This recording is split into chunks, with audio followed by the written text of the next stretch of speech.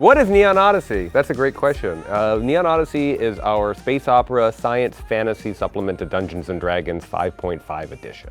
It is a 3-book, 1,400-page setting, all sorts of tools that you need to run whatever you're looking to do in this setting. And it's our second Kickstarter. It is our second big project from Adventures Entertainment. What made you decide to go towards a sci-fi fantasy setting? I think that space opera was the obvious next choice after Crooked Moon. We've seen since we've announced that people have been craving science fantasy, science fiction, space opera in their D&D games. And I think that with kind of the time and where everyone is right now, having bright colors, nostalgia, being able to blast off to the stars and having a setting that's full of hope and optimism and fun, even when there are like dark things and monsters, I think it's very much needed right now. We spent so many years doing folk horror. And so when we're finished with that, we're looking forward to what we're doing next, and what better way than to go into something like Neon Odyssey, which is science fantasy and all about hope and all about the unbreakable spirit that's inside all of us and what we can do across a galaxy.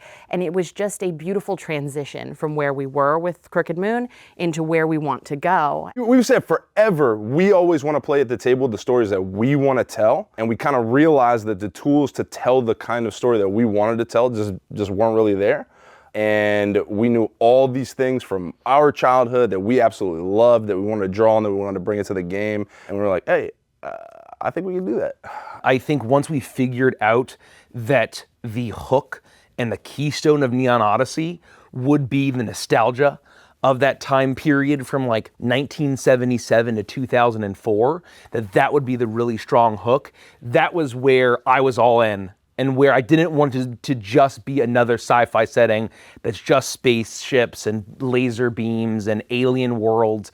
We needed to have something that made it unique and distinct. You know, I mean, if you look at the logo, right? The extremely nostalgic vibe that marries the sci-fi vibes. That was when I knew immediately that was gonna be our next project. And it ended up being 1 book and then 2 books and then 3 books. And I'm like, man, I wish we had 5, 6, 7, 8. You know, it was sort of a painful process of aligning on those 1,400-ish pages. If you think about just the vast amount of content that's going to be in these books, from class skins, brand new class, subclasses, species, backgrounds, professions, all the monsters, all the vehicles, all the missions, all the world setting information, realms, there's so much that we just couldn't get it done in less than 1,400. And, you know, we already got ideas for, this is not a commitment, this is not a promise, but we've already got ideas for books 4, 5, and 6. So, stay tuned. Not a promise. But Do you create different sci-fi versions of all the classes, and then you add another one on top of everything else? Like, how did you go about translating that? you know, the first thing we thought of, right, is what are the classic archetypes or tropes in sci-fi that an outrunner, which is like an adventurer in our setting, would want to fulfill? And I think the classic example is the rogue. The rogue in a dashing rogue sense kind of fits, right? But rogue in terms of a class, you think of cloak and dagger, you think of assassin and poisons. But in sci-fi, you want to be Han Solo, right? So making it the scoundrel just made sense. Another example is the ranger we're calling the tracer. This is the bounty hunteriest bounty hunter class in the game. You know, the D&D ranger does a great job selling that kind of Aragorn flavor of you're hunting through the wilderness and trying to seek out great beasts, but really selling the tracer as someone who hunts not just in the wilderness, but even in the urban jungle, or trying to track down a bounty, or still hunt a giant alien creature. And for those at home, like, to be very clear, like, these classes, these are not just name changes. The mechanics are different. Yeah, and so, you know, we're calling them class skins because a lot of it we wanted to make sure that it was very accessible. But once again, we never wanted to have just a paladin in space or a wizard in space. And so we went through each of the classes, as Richie said, and we wanted to make sure that we were hitting a fantasy that was appropriate for a science fantasy setting. Sometimes that requires mechanical changes and tweaks. For instance, our version of the sorcerer, which is the Esper, all of them are psionic. And so there are things that, when it comes to spellcasting components, that inherently has to change to make it act like a scion. Also, one of the big things for the Esper and the Cryptus, which is our version of the Warlock, is that you can choose between charisma and intelligence. That said, we wanted to make sure that the changes weren't so drastic that if you picked up Neon Odyssey and you played a Cryptis, that you would have no idea, wait a minute, this isn't familiar to me. It should still feel familiar to all of the base classes of D&D 5.5.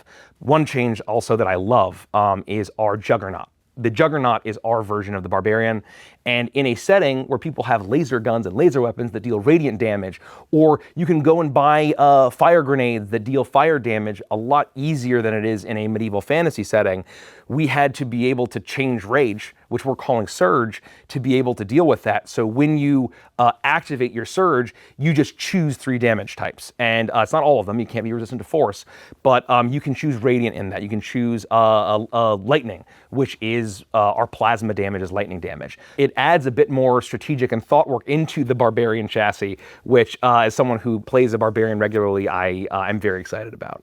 Is there a class, a subclass, a faction that you enjoy the most? And you've been playing it actively, so you've been like You've been playing playtesting for a it while, live. yeah. Yeah, I will say it's really hard to pick a singular favorite thing, right? Everything that we've been doing, especially with all of the new flavors of our campaigns that we've done, where we've kind of Neon Odyssey-ified all of the stuff that we do, it's very hard to pick a single favorite thing. But what I will say is that it is no secret that I am a massive Cowboy Bebop fan. And I think when I started setting out to play D&D, I wanted to play some sort of a Spike Spiegel character. And I definitely did not have the tools at the time. And now my favorite character that I play, Pike Starfall, he's a disciple, which is our version of the monk.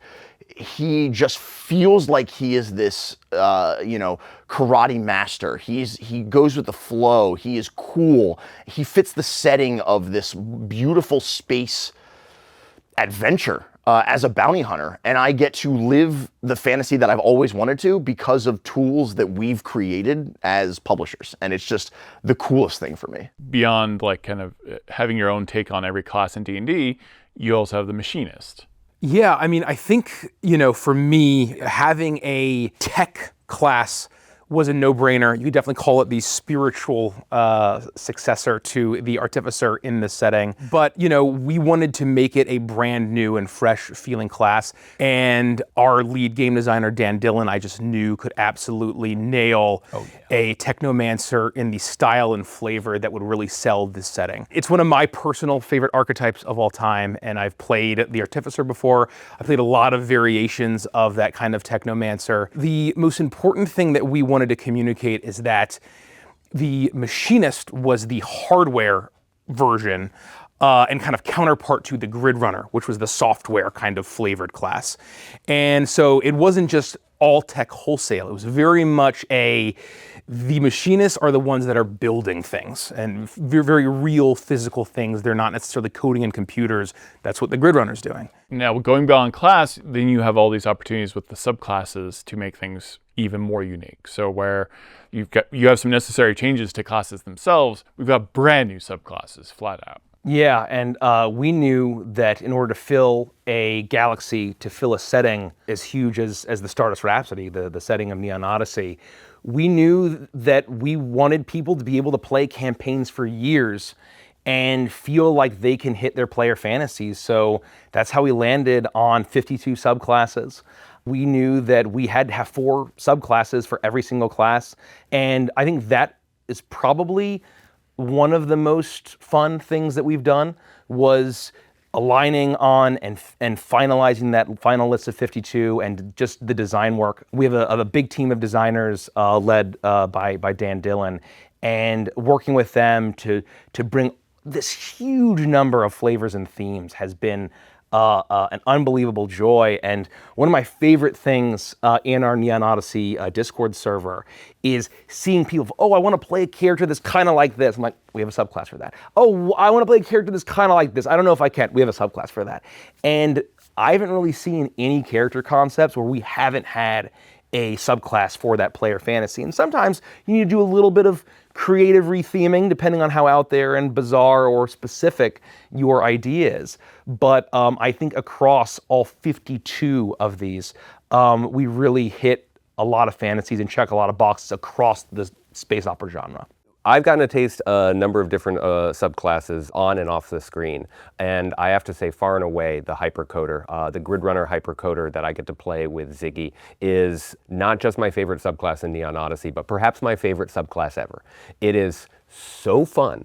I get to live the fantasy of being a hacker, and that comes sort of in the toolkit of being a grid runner in general. There are a lot of ways that you're going to be able to interface with computers and technology and the software, but the hypercoder gives you this flexibility to twist spells, changing their shape, to use your reaction to take away a resistance, for example. These little ways that I'm hacking the code of the spell is both simple and elegant because it interfaces with every thing that we're putting into the book, certainly, but everything that already pre-exists in Dungeons & Dragons in the first place. I'm just talking about combat right now.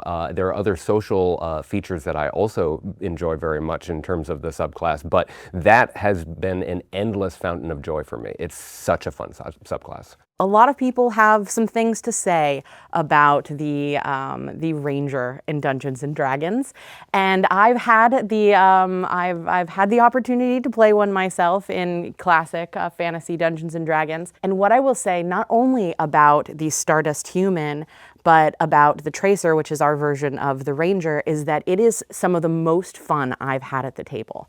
I genuinely feel like what we have done with both the Tracer and the X-Agent allows me to live a fantasy that is not possible in fantasy D&D.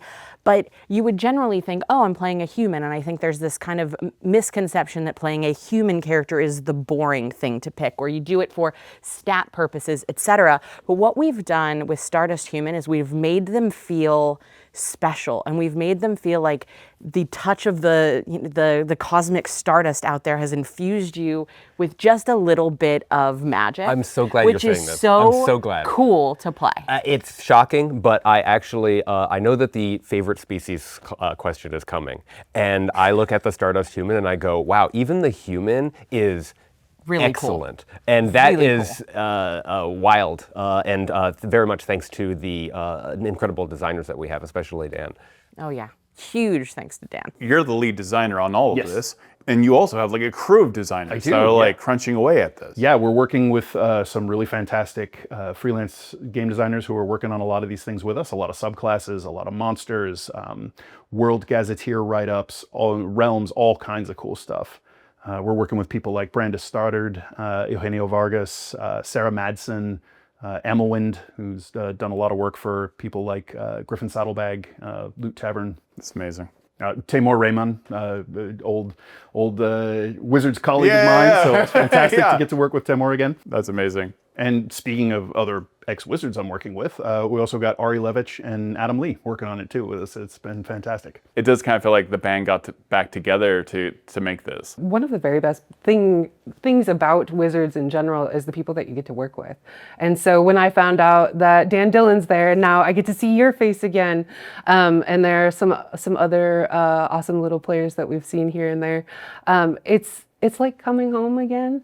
I learned a lot working at Wizards, and now I get to put that into a different practice, get to flex some different muscles, and then teach what I know too, which is pretty dope. Is there an element that you've enjoyed the most about it? Just like the setting, the art? I have recovered a lot of lost memories, as it were, as we're making different things. I'm like, oh my gosh, I love that. We should totally lean on that.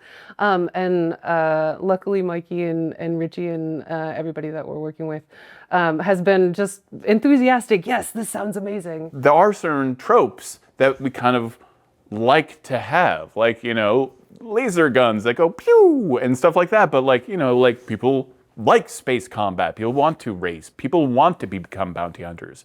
And you all kind of came together and gave systems for that, correct? We really wanted space combat. We really wanted to be able to race. Racing is super fun in the games. The gambling system, the bounty system, right? We want this world to feel highly lived in. So much of this is sort of like your identity inside of this universe. Do you have a species that you both like, or a couple of species that like are your favorite? I mentioned the Stardust Human as being one of my favorites just because Oddly, one of my favorites. it just hits the nail right on the head. And I know that Claude Darren is a very popular option. I have a special place in my heart for the Nematoan and the Ammonite. The Nematoan is your classic alien guy. 4 arms, weird eyes, strange scaly or marbled skin, and the Ammonite is our sort of mushroom-esque type person. And I was able to play sort of a buddy duo with Glup Bondo and Quibbly, 2 characters that kicked off our first season of Stardust Rhapsody Anthem, and both of them absolutely shone. And I feel like I have to just reiterate that the Stardust Human is fantastic. So obviously Globulin's my favorite. It's going to be my favorite of all time. I love short, spunky characters. That's always been one of my favorites, and Globulin really hits that out of the park on all aspects. But I have always tended to be, when playing any game, whether it's a TTRPG or an MMORPG, I've never gravitated towards human. I've always, and I hate to say this, literally no wrong fun, but I've always found them to be boring. But the Stardust Human is so fun, and I will say, when it was originally pitched to me to play it for Voidbound, I was like, oh man, everyone else gets to play cool, fun stuff, and I gotta be the human. And now that I'm playing it, I'm like, well, I'm the lucky one, because I get to play this fantastic species. But if I'm not going to pick that, which I probably shouldn't, I think my other favorite one would be Poggle. Because once again, spunky little creatures, but Poggles are so interesting, and their luck capabilities fit so well with it. I would destroy the world for a Poggle. I know. Speaking of destroying the world for a species, I have to give a special shout out to both the Solari and the Nulari. I was intentionally not saying the Nulari. This is our equivalent of our elves in the setting, and I think that we've done a good job making them feel like they belong in the setting. That we're not just again plopping elves into this into the world just because we have to have elves. No, they have earned their place in the Rhapsody and in my heart, and very much in Nikki's heart. Yeah, no, the Nulari are our shadow daddies, and they're perfect, and they did nothing wrong. Exactly correct. I gotta talk about the Rhizo. They're from this planet, Goro, and Goro's kind of this like stormy world. And in Neon Odyssey, all of the planets at their core have what we call kind of like a world soul. And every species is kind of originated from a planet. And now species are all over the place, right? You can find anybody anywhere, but they kind of have these ties to their home worlds. They have this resonance with the souls, and that kind of mechanically shows up in the species by giving them aspects, right? And so the Rhizo are these kind of like Oni-inspired, like, you know, kind of big, horned. A lot of them have tattoos, and they resonate with this like storming soul that does a ton of cool, like, you know, you can manipulate, kind of like manipulate weather. You can summon thunder, lightning. You do all this cool mechanical stuff. Claude Darren is another one that is our cat person species. Absolutely phenomenal. That shows up in Waltz. Mikey plays a character, Milo. When he did the crit thing. Oh yeah, when he did the crit, that's what I'm thinking of. Yeah, It's like, he used the feature that let him get a higher chance to get a crit. Yeah. And like everybody knows, when you get the crit, it feels so good, right? And yeah. I saw him do that, and immediately I was like, why am I not playing a Claude Yeah, Darren? no, 100%. Claude Darren have a mechanical ability that reads, I would like to win. Yeah, I would love to win the game right now.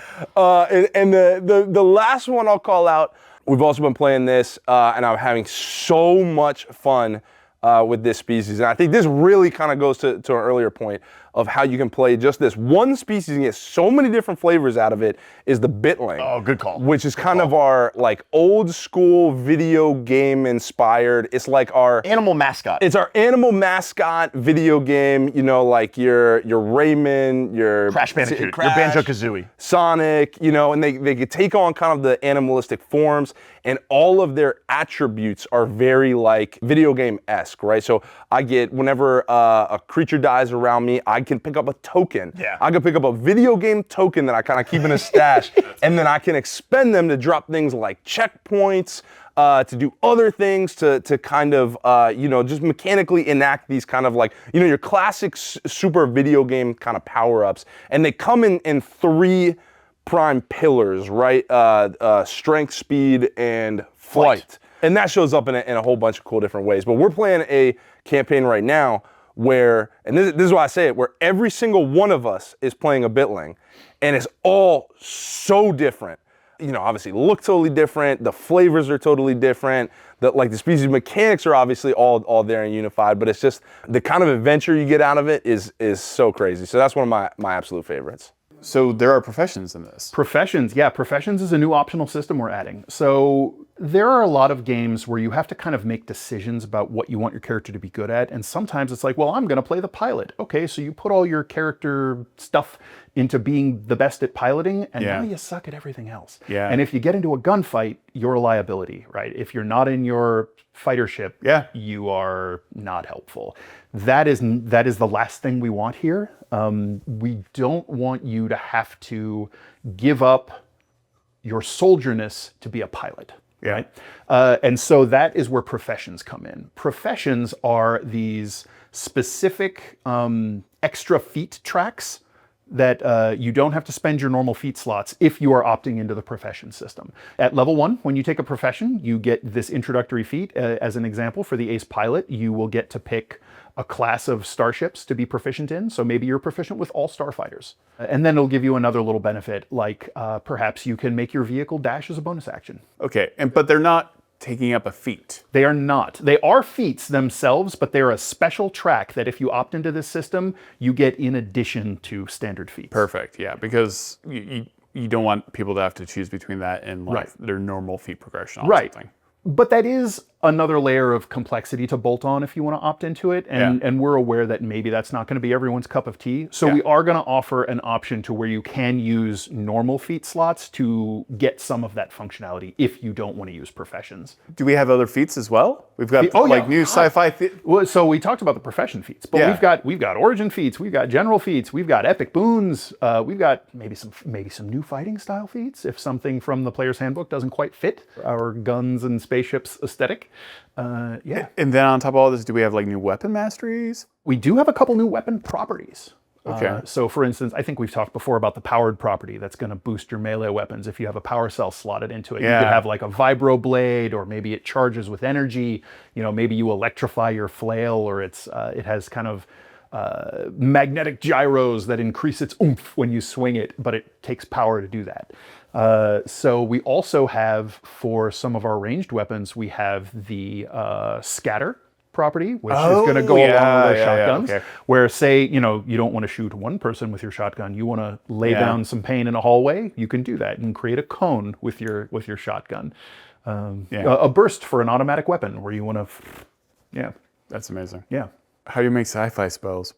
They get zappy. No, they do sci-fi stuff. We have a lot of gravity spells because gravity is kind of important in space and zooming around and black holes and all that good and stuff. psionically themed. I'm sure. we have a bunch of psionically themed spells, psychic storms and what have you. A bunch more telekinetic magic, technology, timey-wimey. We have magic that interfaces with technology. For instance, we've introduced a second level spell called Power Sag, which creates an area where powered things brown out. They shut down. Your powered weapon doesn't work. Your computer dies. The lights shut off. If you cast it around a ship's engine, the engine cuts off. How many spells do we know at this point? And it's probably still growing.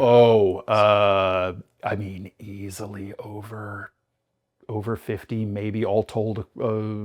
Spells, all told across both books, maybe 100-ish, maybe more. What do you love about designing something like this? Because this, I mean, I know you have a whole massive team, but this had to be a monumental challenge. Oh, it is, and it's ongoing. We are still in process. We're probably still editing these videos, just talking about the thing that's in progress. Yep.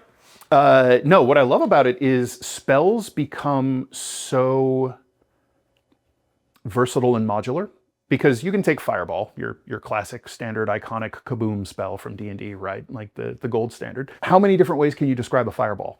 Tons. And then when you add on, we're introducing the concept of techno magic, of this hypertech. What if my magic, as someone like a machinist or a power tech tracer, where I run my magic through my power armor, my hunter's armor, and my fireball is a wrist rocket that I fire over there and has a high explosive, right? It's still fireball, but it looks like I fired a missile and Yeah. nuked a bunch of people, right? And it's really hitting home to people that you can flavor Yeah. things.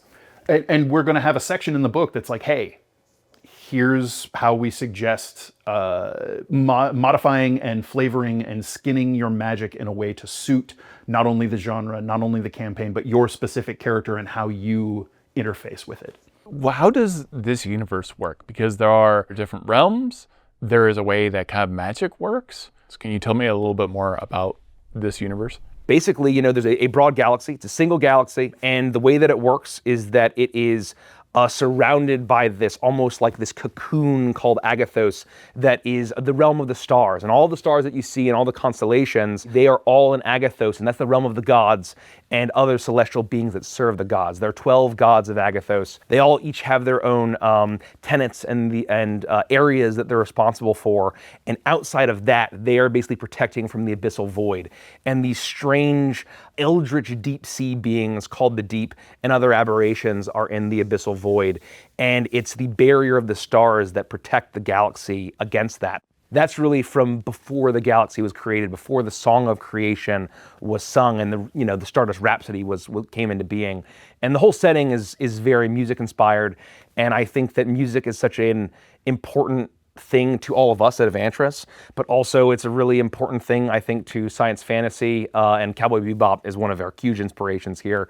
And so we are weaving that through. Our currency is called Notes. We have other realms called the Harmony and Cacophony, and the Harmony is effectively the energy of life and the cycle of life and death that connects all living things in this setting. It weaves through all things. There might be some parallels that people might draw to the Force or to the life stream from Final Fantasy VII, but it also serves as the afterlife and a spirit world.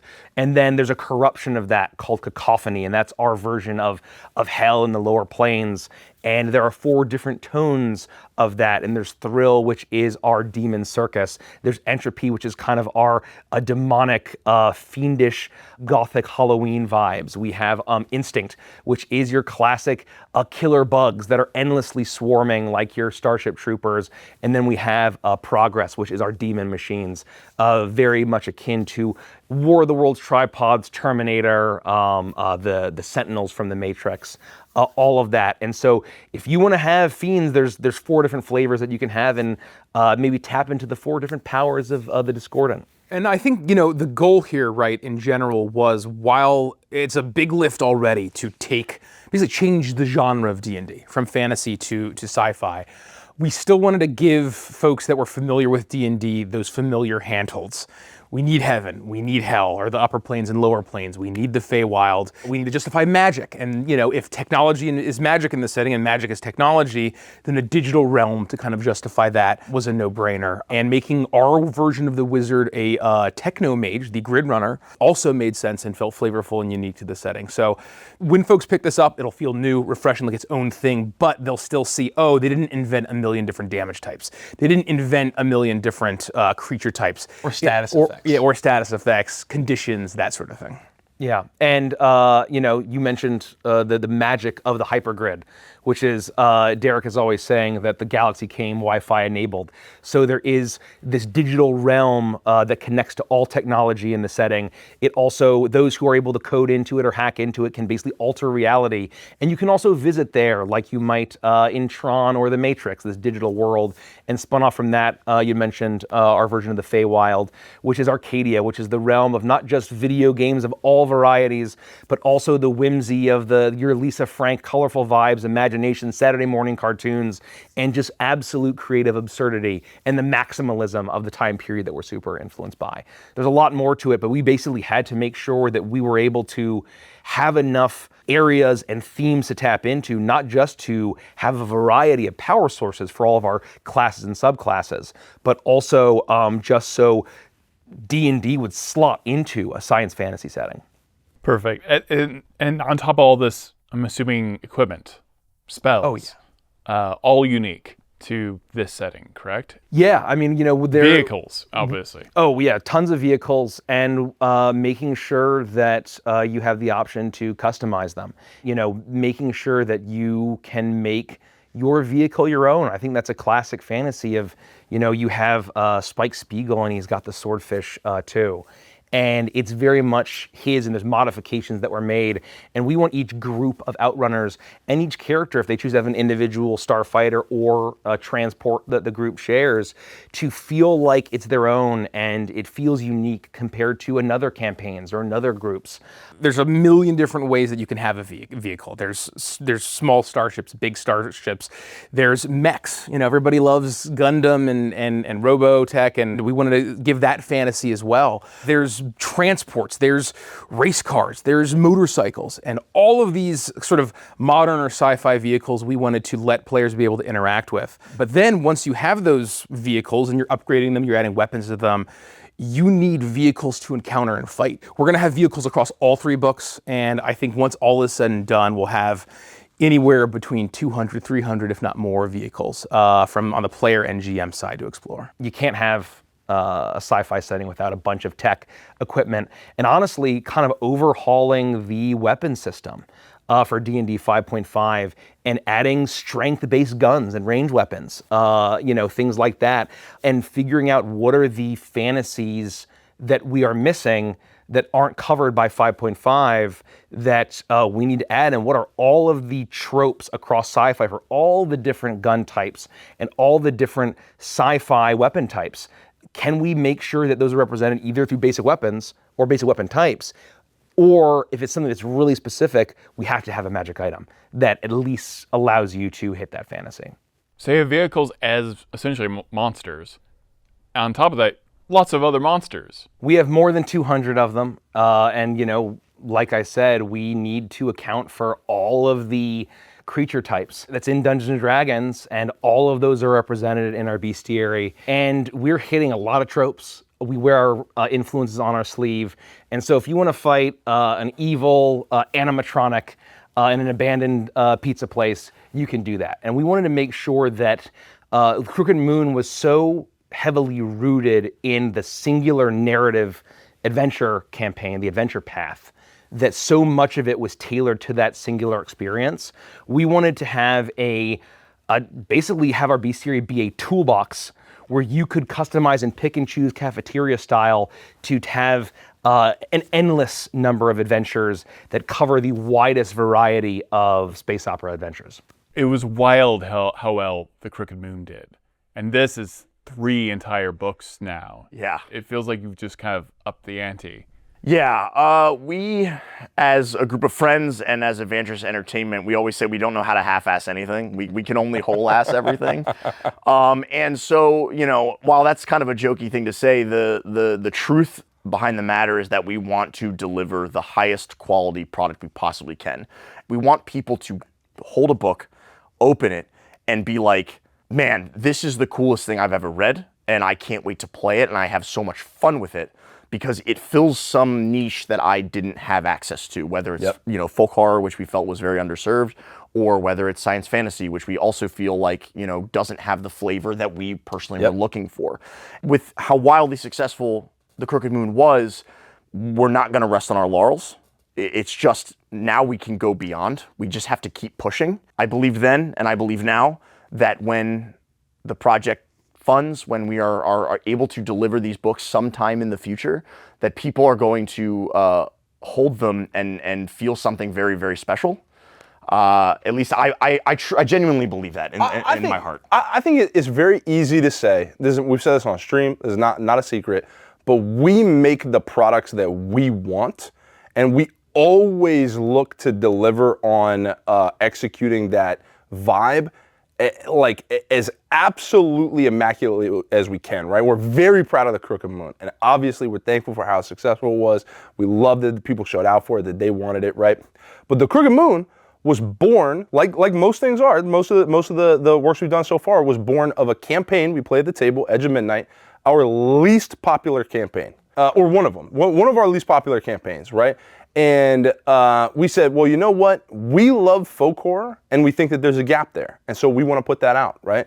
And what was incredibly important to nail with the Crooked Moon is what is the thing that's difficult about this, right? For somebody to what actually is the gap that somebody can't fulfill, right?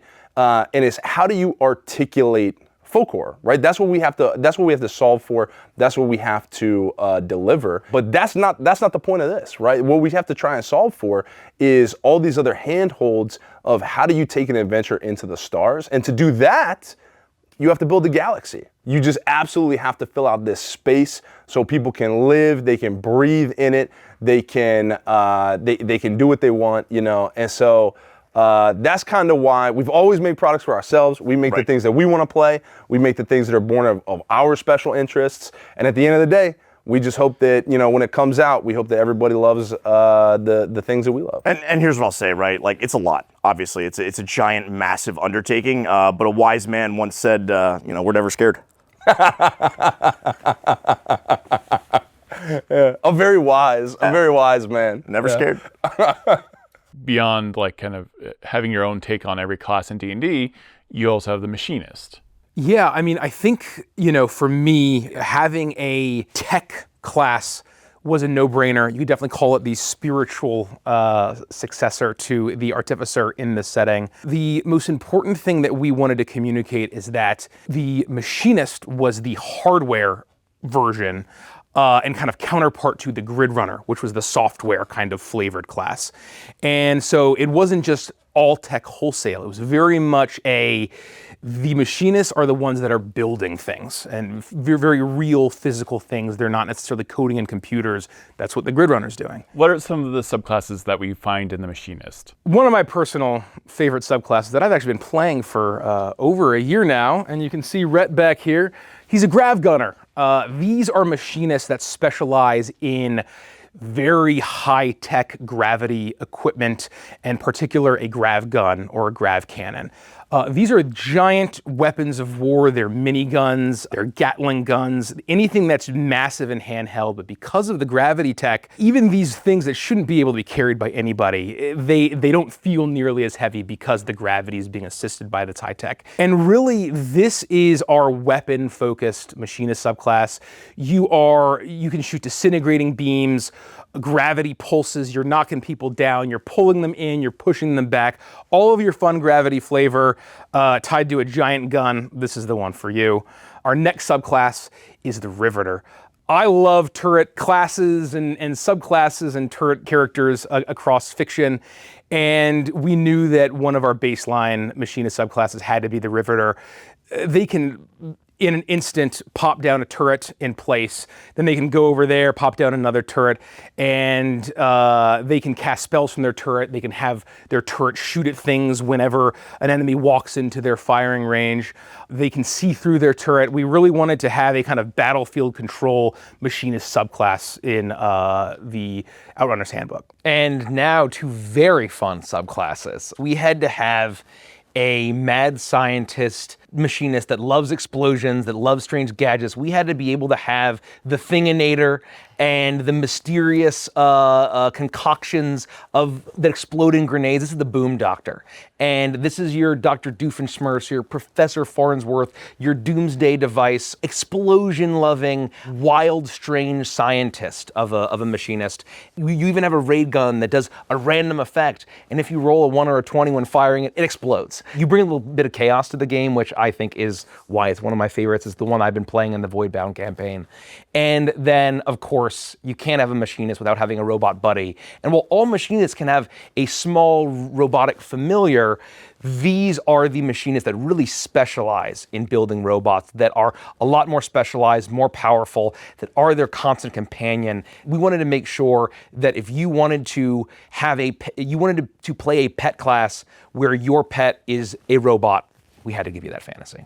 And the art's just so damn charming. It's really cute. This is sort of the sci-fi answer to maybe something like the Artificer. Yeah, the Artificer itself is a little more. I mean, it's more fundamental, so you have to go harder on this. Right. It itself is a little more like magic punk, I guess, is kind of the way to look at it. But it's it's not open content, so not available for us to deal with directly. So we made our own. Yeah. And that is the Machinist. It's going to hit a lot of similar vibes if you're a fan of that D&D class, but we're going to do it our way. And so we are blending spellcasting in a familiar way that fans will be used to.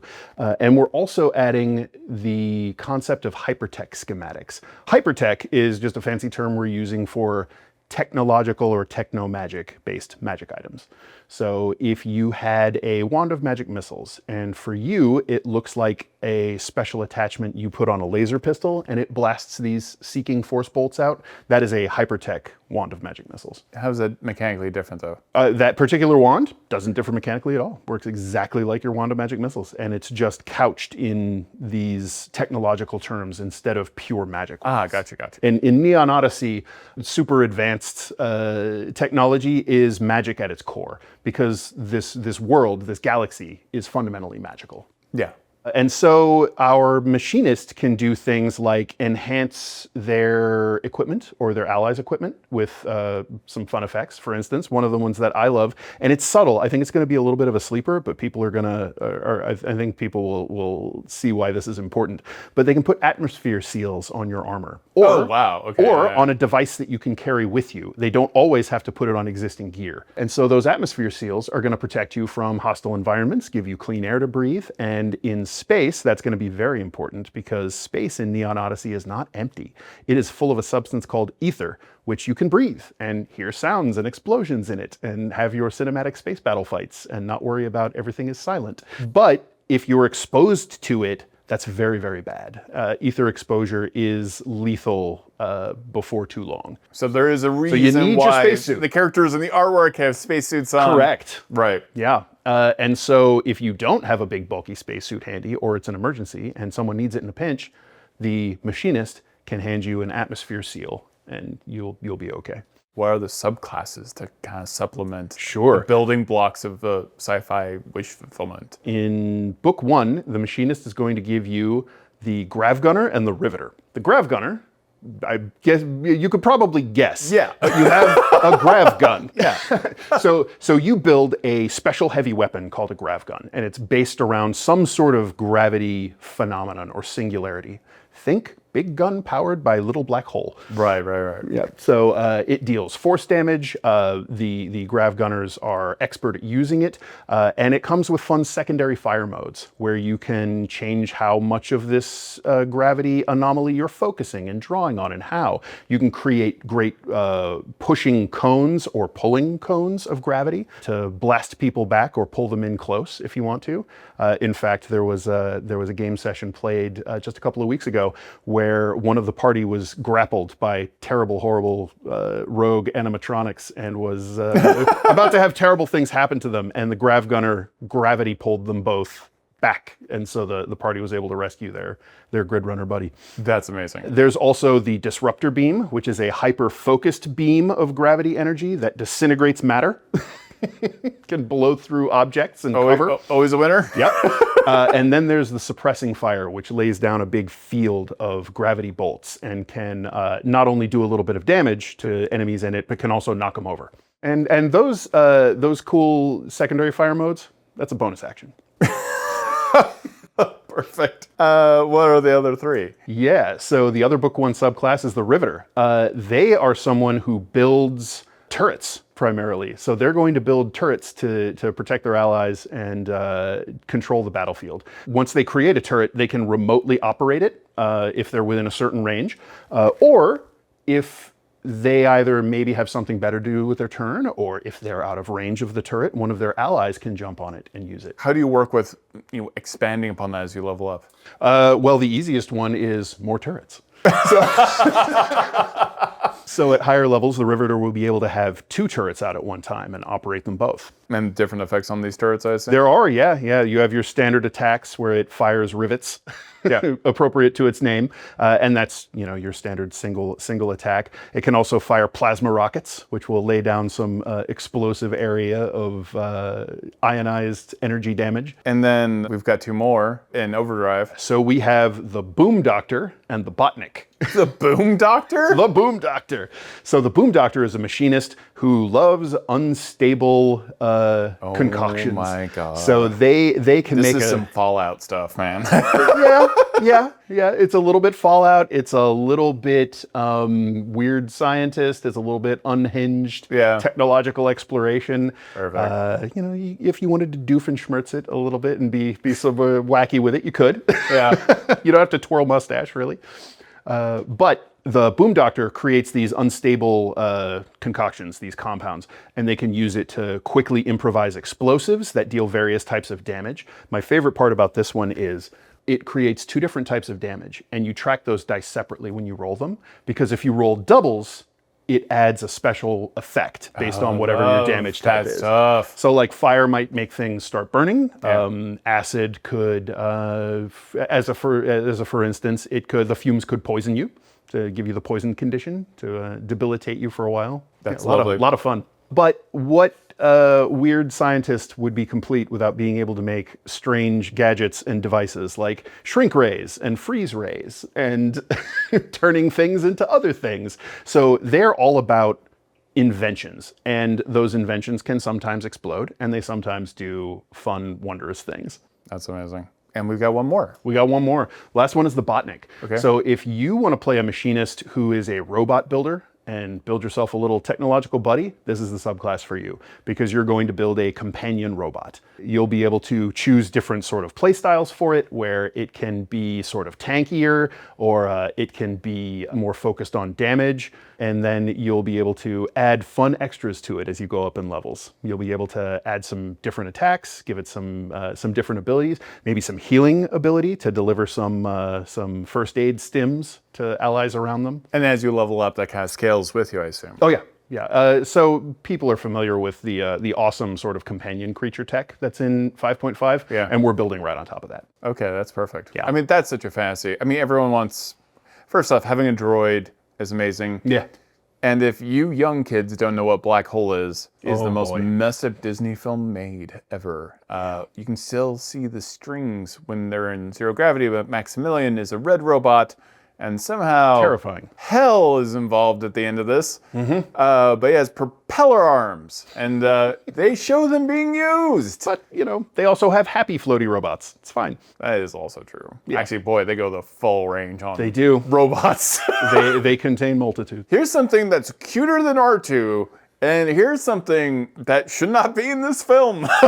Scarier than General Yeah, Grievous. it's like an A24 film wrapped in a Disney. It's weird soup. And, if you decide that, well, why can't my grav gunner have a robot buddy? Well, I have good news for you, because you can. Because one of the foundational machinist features is called invention specialty, and you get to pick where some of your technological specialty lies, and one of those is you can make a little robot buddy. Not as, combat robust and effective. Yeah, because that's as not the like bot. your Right, identity. Exactly. If you want to have your repair robot, tech robot buddy, that's absolutely one of the things you can do.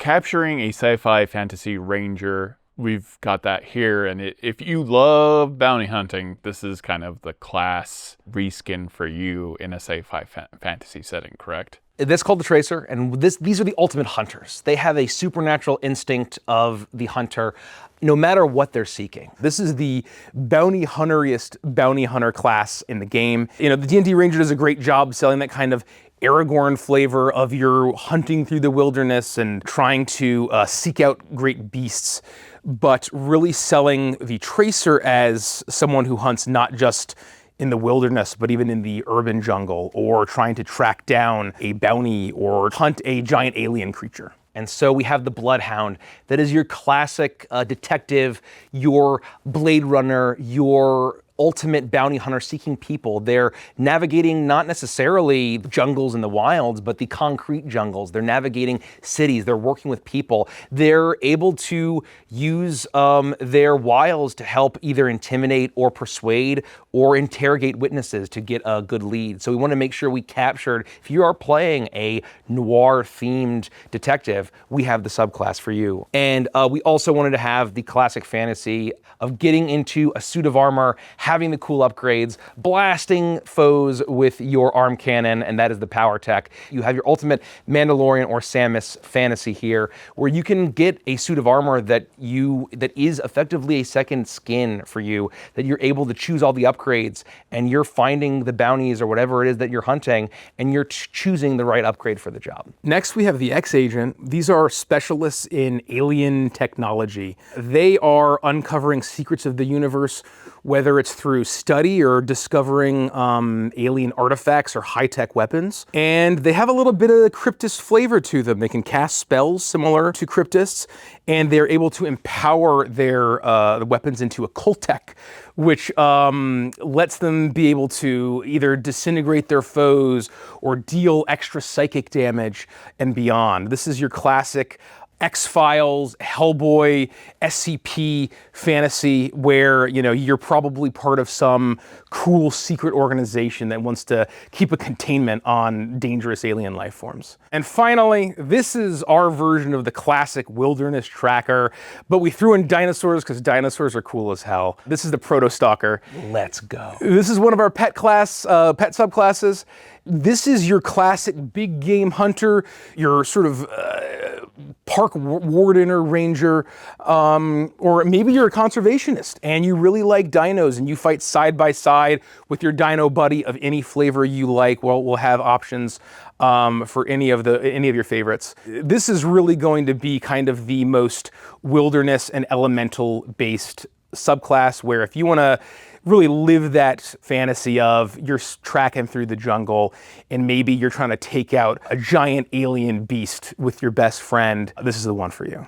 The Tracer, their core sort of fantasy and theme is they're in touch with primordial magic and just the essence of the hunt and the different facets that can take. So their instincts, innate talents, and then their expressions of magic, however they choose to express it, whether it's techno magic or traditional magic, those all focus on making them a better hunter in some way. Well, let's get into Hunter's Mark. How does that function in this? So 5.5 made some interesting tweaks to the Ranger to sort of boost how it interacts with some of its abilities.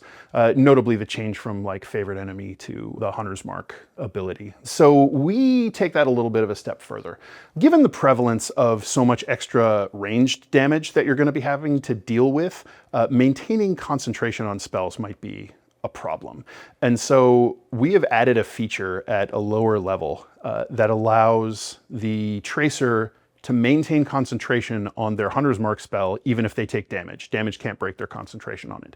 And then at a higher level, they have the option to remove the concentration from Hunter's Mark entirely at the cost of very short duration. That's awesome. So in book 1, our subclasses for the Tracer are the Bloodhound and the Power Tech. So the Bloodhound, this Tracer is great at knowing how to track through other people and the environment around you rather than looking for footprints.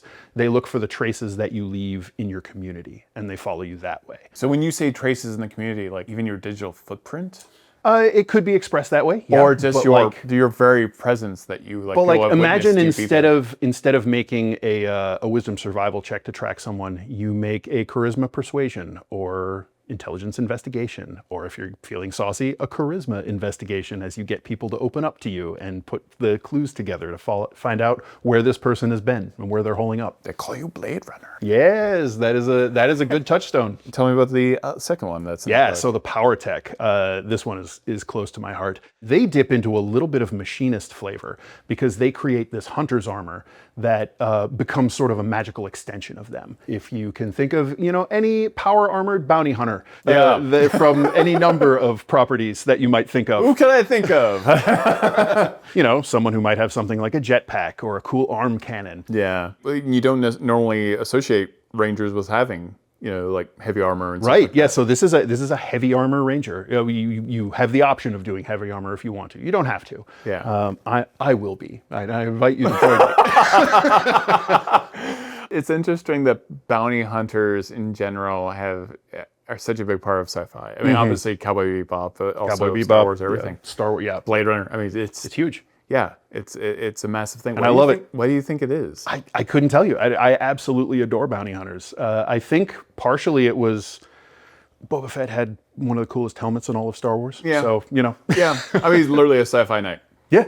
What are the other two subclasses we're getting in Overdrive? So in the Overdrive expansion, we have the Proto-Stalker and the X-Agent. The Proto-Stalker is our answer to the Beastmaster, where you're going to have an alien creature buddy that comes along with you and joins you on the hunt. That is the dream. Yep. Yeah. Yep. And we got to do it. And I love Beastmaster, so I'm for sure doing an alien version. So often when you look at a typical D&D Ranger Beastmaster, you're like, okay, well, it has to be grounded in natural monsters. Right. Always had a hankering just to have monsters. Yeah.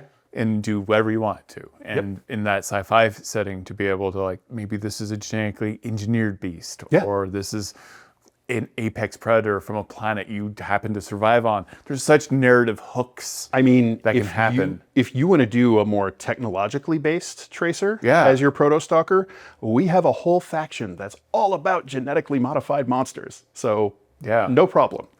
That's fantastic. You could just be part of the Chimera Bionetics company. So the X-Agent, this is an interesting one. They are hunters of ancient alien technology. And it's funny to say aliens when we're talking about how many worlds in this galaxy. But there are alien beings of immense power who have come and gone, and they left their mark and their remains and their remnants behind. So the X-Agent is great at seeking those out. And the X-Agent has, for their magic, a little bit of cryptist flair. So where the power tech kind of touches on machinist, the X-Agent touches on the cryptist, our expression of the warlock. And so they're all about forbidden technology, ancient secrets, and building that into their... and well, the way they build it is quite literally, they create what we're calling an occult tech weapon. Oh, and weird. And they can build a cryptist spell into their weapon and use it to cast the spell. Using ancient alien technology. Using- and something that is, yeah. when you say, like you mentioned, alien, like we don't Yeah, get yeah. it. We don't understand it. Correct. And that's such a huge Yep. part of sci-fi as well, is, Yeah. is that unknowable. Yeah, and Intelligence. unknowable is a great one because these guys sometimes need to fly under radar really, really well. And so they have this fun feature where if they have protection from evil and good cast on themselves, it's hard to recognize them. Their features become non-distinct. They slide off your memory. Cameras glitch out and can't wow. capture them. Yeah, so it's got a little fun Men in Black Yeah, that's great urban flavor. legend vibe Ah, for I love it, man. Yeah. We're always trying to capture what it means to be a wizard in a sci-fi fantasy setting. Like, how do you translate that into this universe? With the wizard for this setting, we wanted to make sure that we didn't have the wizard in the tower with the big long beard. And if you want to have more traditional fantasy flavored casting, there are classes that allow you to do that in subclasses. But when it came to the wizard, we really wanted to make sure that this was going to be our technomancer. This was our software wizard that was fully digital, that was tapping into the hypergrid and using code and science and computer prowess to manipulate reality. And so that's why we came up with the Grid Runner, which we went back and forth a lot with the names and the flavor. And I think as soon as we came up with the term, the concept of the hypergrid, and then the term Grid Runner, it was an immediate unlock.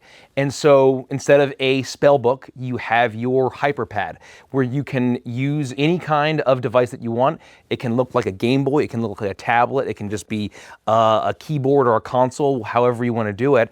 But you're able to basically hack and program and code reality itself. What are the different subclasses within that?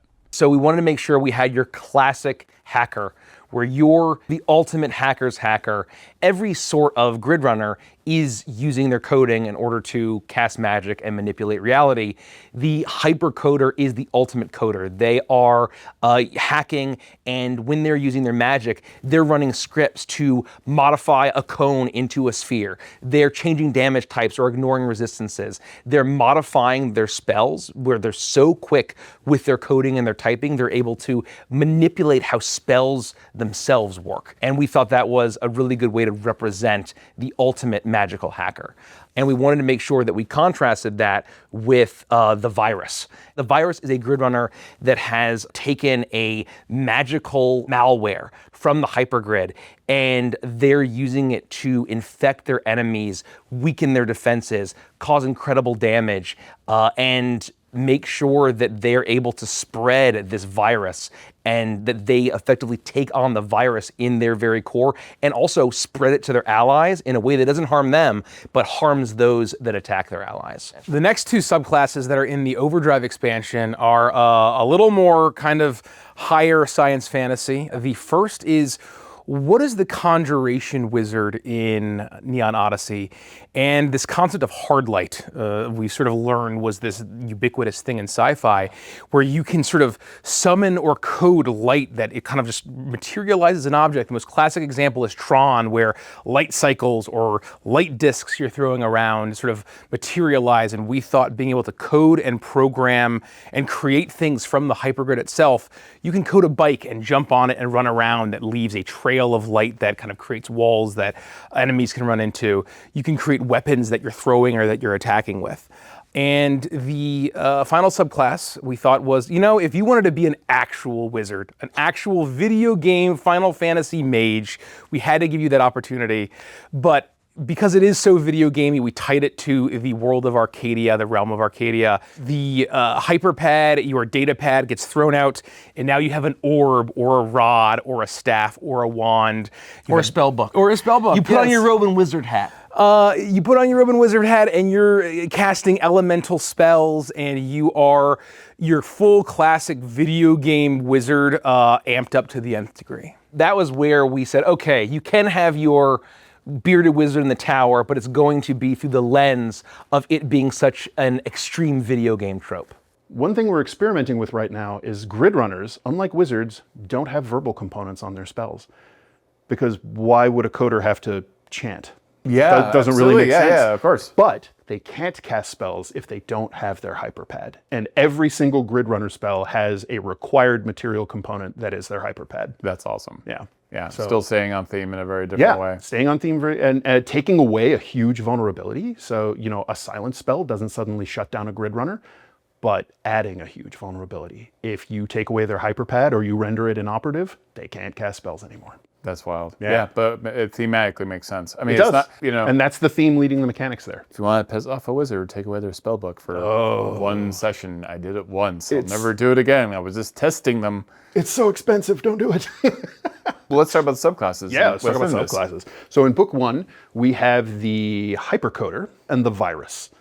The hypercoder, so I described grid runners as sort of hacking reality. Yeah. The hypercoders take that to virtuoso level, right? So they're the ones who can actually hack spells in the moment. So they'll be able to change some parameters of spells. Perfect. Like maybe they'll be able to hack into their fireball and turn it into a cone instead of a sphere. That kind of thing. That's really fun, and that really kind of heralds back to kind of when meta magic was a little bit more involved, in previous editions of D&D. Yeah. What else can they do other than like changing the area of effect? Right. Which is great because that can save people in a pinch. Yeah, they can remove a target's resistance to the damage type Always that a it's banger. dealing. Yeah. Now, just as a quick note, that's resistance, not immunity. Yeah. If they're still immune, well, I have bad news. You should have picked a different spell. Yeah. Another fun thing they can do is they can apply a function patch to technology, to tools or weapons, or even a vehicle's control stations. So like the controls of a starship or the laser turret on your transport ship. And they can add a little bit of extra oomph to whatever it is that piece of equipment does. You can extend touch spells into a range, so you don't have to get as close to either the ally you're buffing or the enemy you're trying to hinder. You can eventually change the damage type reactively. So if someone is immune to your spell, you can real fast change that fire to cold. Nice. Their ultimate expression is they can conjure creatures, create them out of data. They can summon creatures from the hypergrid, and they can take control of robots and other sort of data-driven constructs. That's amazing. Our other book one grid runner subclass is the virus. So this one is all about malware. Yeah. It's very debuff coded.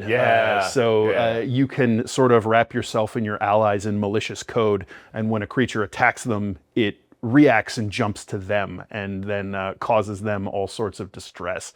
When you damage creatures as a virus, you can cause some of your attacking code to weaken their defenses, and then for a short time after you have damaged them, you can continue to apply a little bit of damage. I mean, how virusy do we get with this? How does this scale? Its topmost expression is pretty dang virusy. If you were to, say, damage a whole bunch of people, then you can deal probably close to meteor swarm damage to them over a little bit of time. Okay. Yeah. Yeah. So you are a AOE type of debuffer. You slip a Trojan into their existence code and start unraveling it. I love that. Yep. And I love the fantasy theme of that. Yeah, it's really cool. Everything you're talking about reminds me of how much why I do love sci-fi fantasy so much. I mean, we've taken people who have historically sworn up and down that they don't like sci-fi. They don't like sci-fi movies. They don't read sci-fi books. They don't like it. They don't get it. It doesn't And we have made people True 180. We have made converts just because of how we approach things and how we try to make them so approachable. And D&D. Yeah, and we do that through D&D. We got two more. Yeah, we got Overdrive. some Overdrive grid runners. First up is the Archmage. And this is one where if you do want your Fantasy Wizards subclass for your grid runner, this is where you can do it.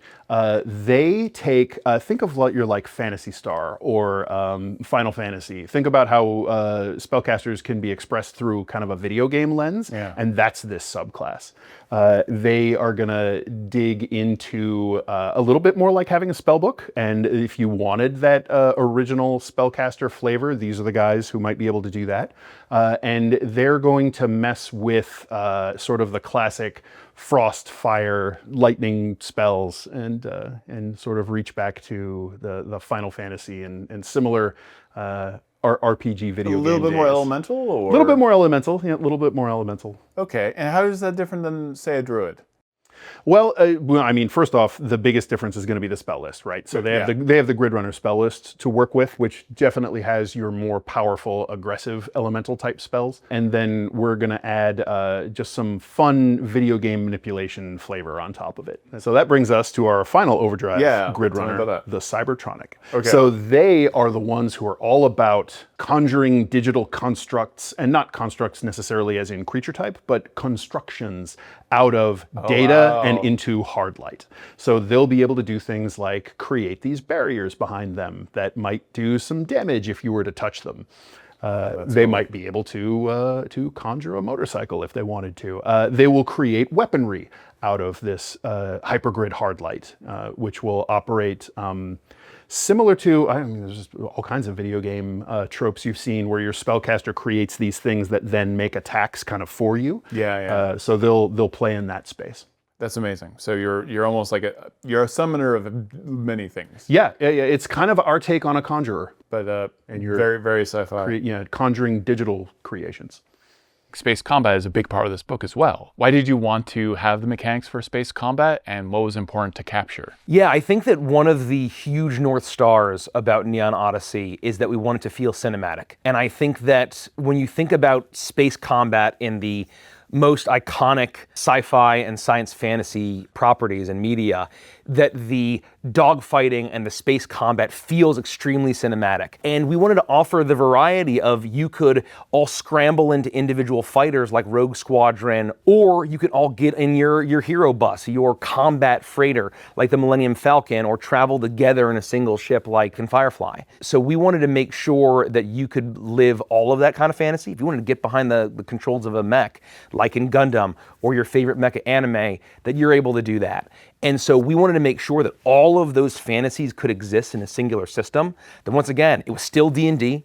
It's not like you're standing up and you're walking and playing and sitting down at a different game to play when you get into space combat. That was extremely important. We didn't want to make sure that you had to create a second character sheet. in order to do that. So the way that we approached space combat was really to have the most accessible and fun, that's still crunchy, and it's a little more crunchy in certain ways than traditional D&D combat, but also streamlined in a lot of ways to make it feel like you are living the cinematic dogfighting experience. For example, we wanted facing to matter, right? So when an X-Wing is tailing a TIE fighter, the way that the ship is going is where the guns are pointing. And obviously in a hard sci-fi setting, that might not logically make sense. But, you know, George Lucas was inspired by the dogfighting of World War II. And so that being pulled into science fiction and science fantasy, you know, facing has to matter, and being able to tail someone and chase them, and being able to do the maneuvers like doing a barrel roll, being able to do loops and shoot missiles, and having all of that matter, being able to divert power to different arcs of your spaceship to increase shields, but then let's say you increase shields to your right side, then your left side is exposed to fire. So hitting all of those fantasies was really important. You can be in a big cruiser and battling multiple ships. There are elements where you can be boarded and you can still be in this kind of like big starfight. Pike's out flying the Sparrow, taking down enemy pirates, but some of them got in, and Ko is on the ship and just like, you know, like hammering down pirates is so cool to me and hits that flavor so well. Absolutely, just some of the design work that we've been able to accomplish for this, I think is hard not to point at. So our starship combat uses a hex grid system where facing and position matters. So you have to kind of track turning and all of that. But our goal is to streamline as much of that as possible to where we can abstract a bunch of it into ability checks that you make to pilot the vehicle, and not have to, you know, you don't have to get out your protractor and check angles, and we're not going to deal with elevation and all of that. It's like, this will all still be playable on your normal tabletop. And regardless of what class you're playing. Yes, absolutely, regardless of what class you're playing. Class will have a very minor impact on vehicle combat and starship combat. The majority of the impact it's going to have is what your proficiency bonus is, which you'll get to add to rolls using the starship. And vehicles are, in and of themselves, their own stat block that you'll then get to sort of inject your proficiency bonus into, using the vehicle's ability scores to do things. That's fantastic. Yeah, people are going to be very excited to like dive into all of that. We've gotten such good response out of it, and man, so a lot of play testing. Yeah, a lot of play. Like all of the crew have been running it in their Neon Odyssey focused game streams, and so we've used a lot of starship combat. We've done some mech combat, and mechs are interesting because some of them sort of straddle the line where you can do ground vehicle combat with them, and then they can take off and go into starship combat. So they can kind of get you a vehicle that can do both. Beyond just like combat in space, we've got like racing mechanics. We do, yeah. We've got things for handling chases. Yep. All of that. So yeah, D&D has its core chase system in the Dungeon Master's Guide. There's a couple of things about that never really hit the mark for me. And one of the most important things there is, so many times in chases, it really comes down to fastest character on board wins. Yeah. And that defeats the purpose and the tension of a chase to me. So we're offering you a system where your speed matters. Like if you're the fastest person on your side and you're faster than all your opponents, you're going to be better at catching them. But it is not going to be a foregone conclusion of, well, I'm speed 50 and I can dash 3 times, so I chase over action 1. You know, that's womp womp. We don't want that. So our chase system is going to utilize ability checks, and sort of you'll have to do that to advance distance, because the assumption is everybody's running at the same time if you're in the middle of a chase. It's not going to be the super turn-based I move, you move, I move, you move, and initiative wins everything, right?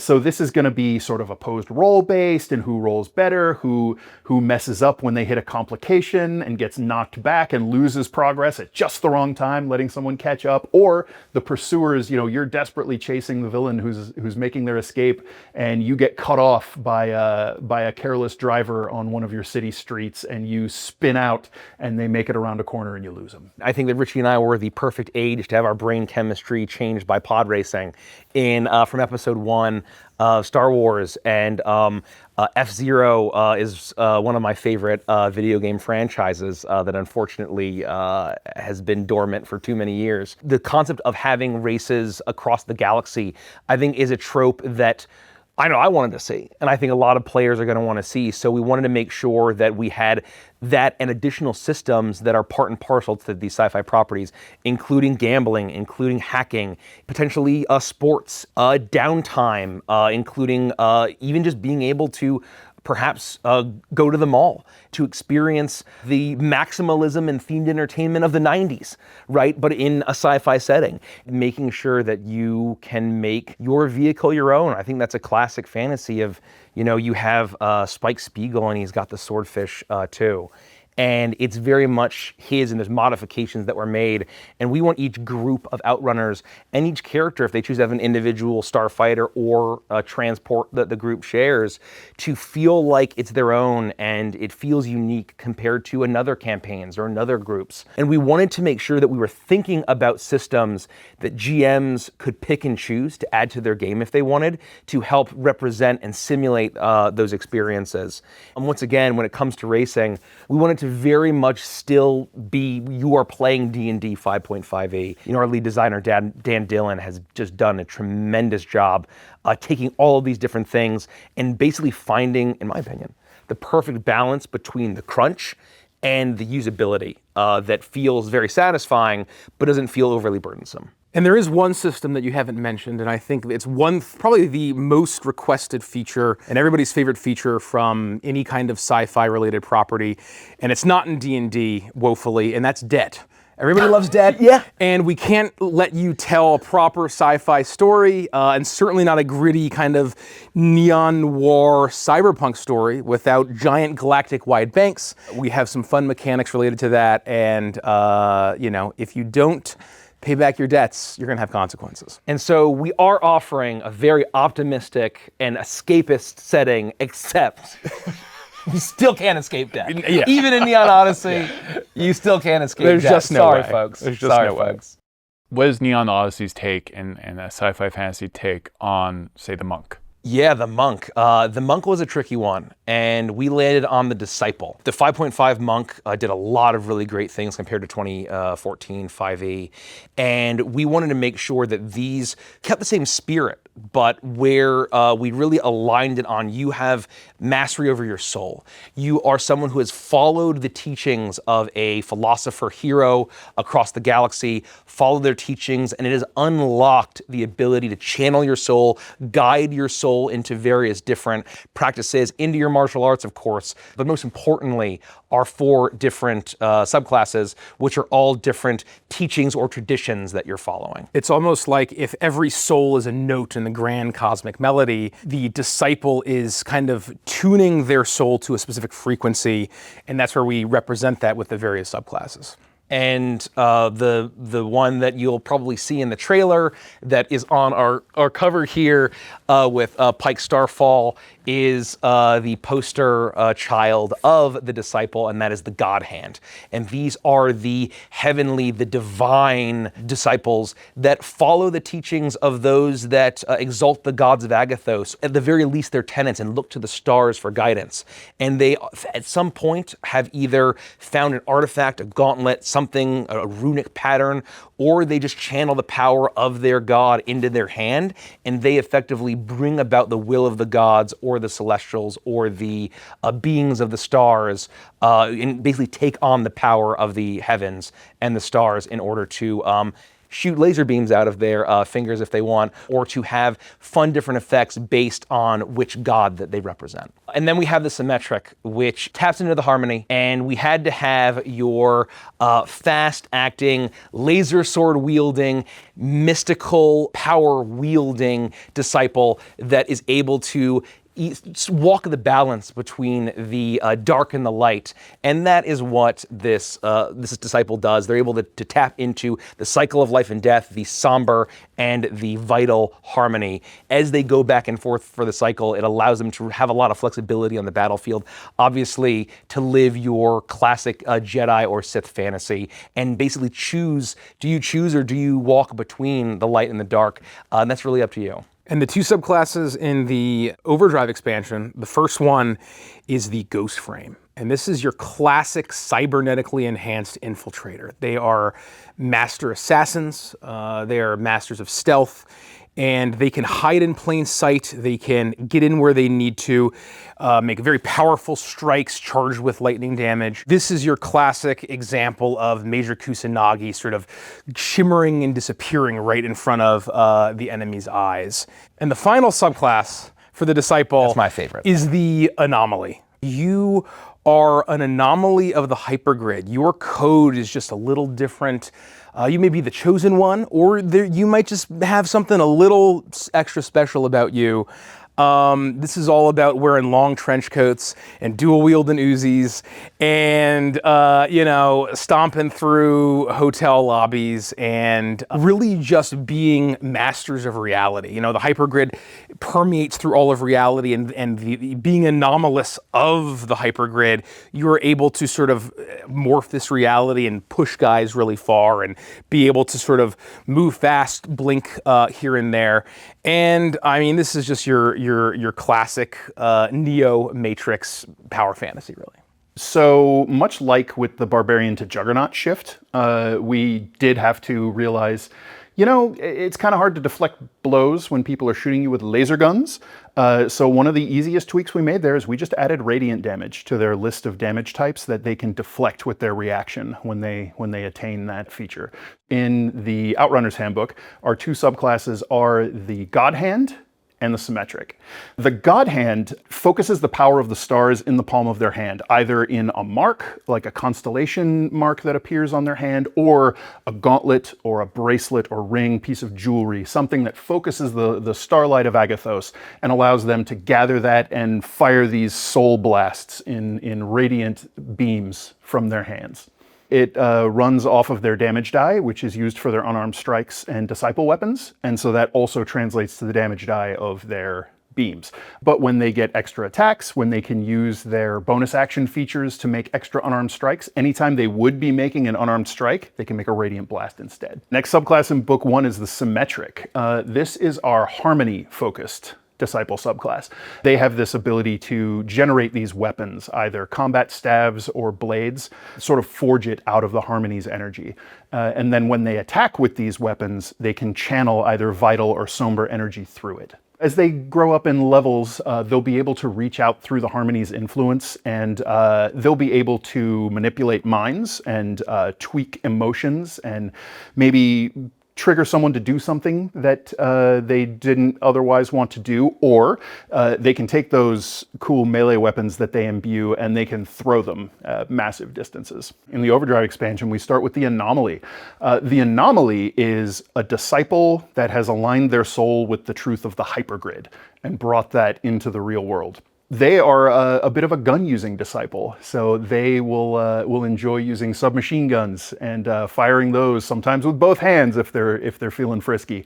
But they can see sort of they touch on the grid runner space a little bit, not in the sense of casting spells, but in that thinking that there is a code that underlies, like a computer code that underlies reality and can be tweaked and messed with and sidestepped at times. So they'll be able to see things like do things like see through walls. They'll be able to interface with computers by a touch.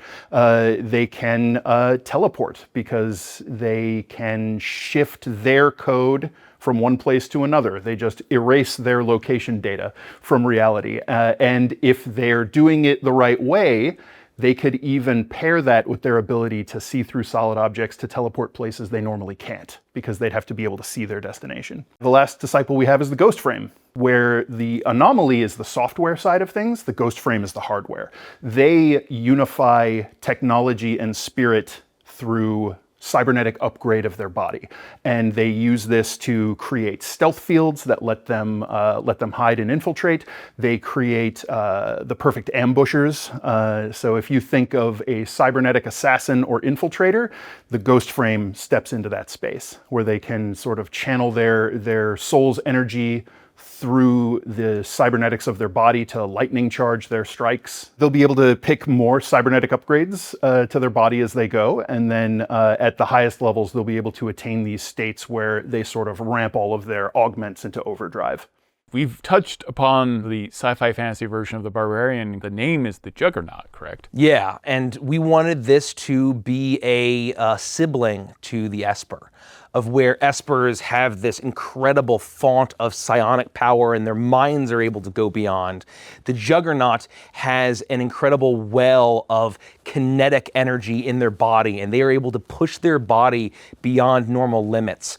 And the baseline, if you want to basically be the Hulk that smashes through walls, that you feel like a kaiju, or you feel like just the alien monstrosity that's smashing through walls, grabbing a dude, hitting it with another dude, beating things up, smashing, trampling, that is the Rampager.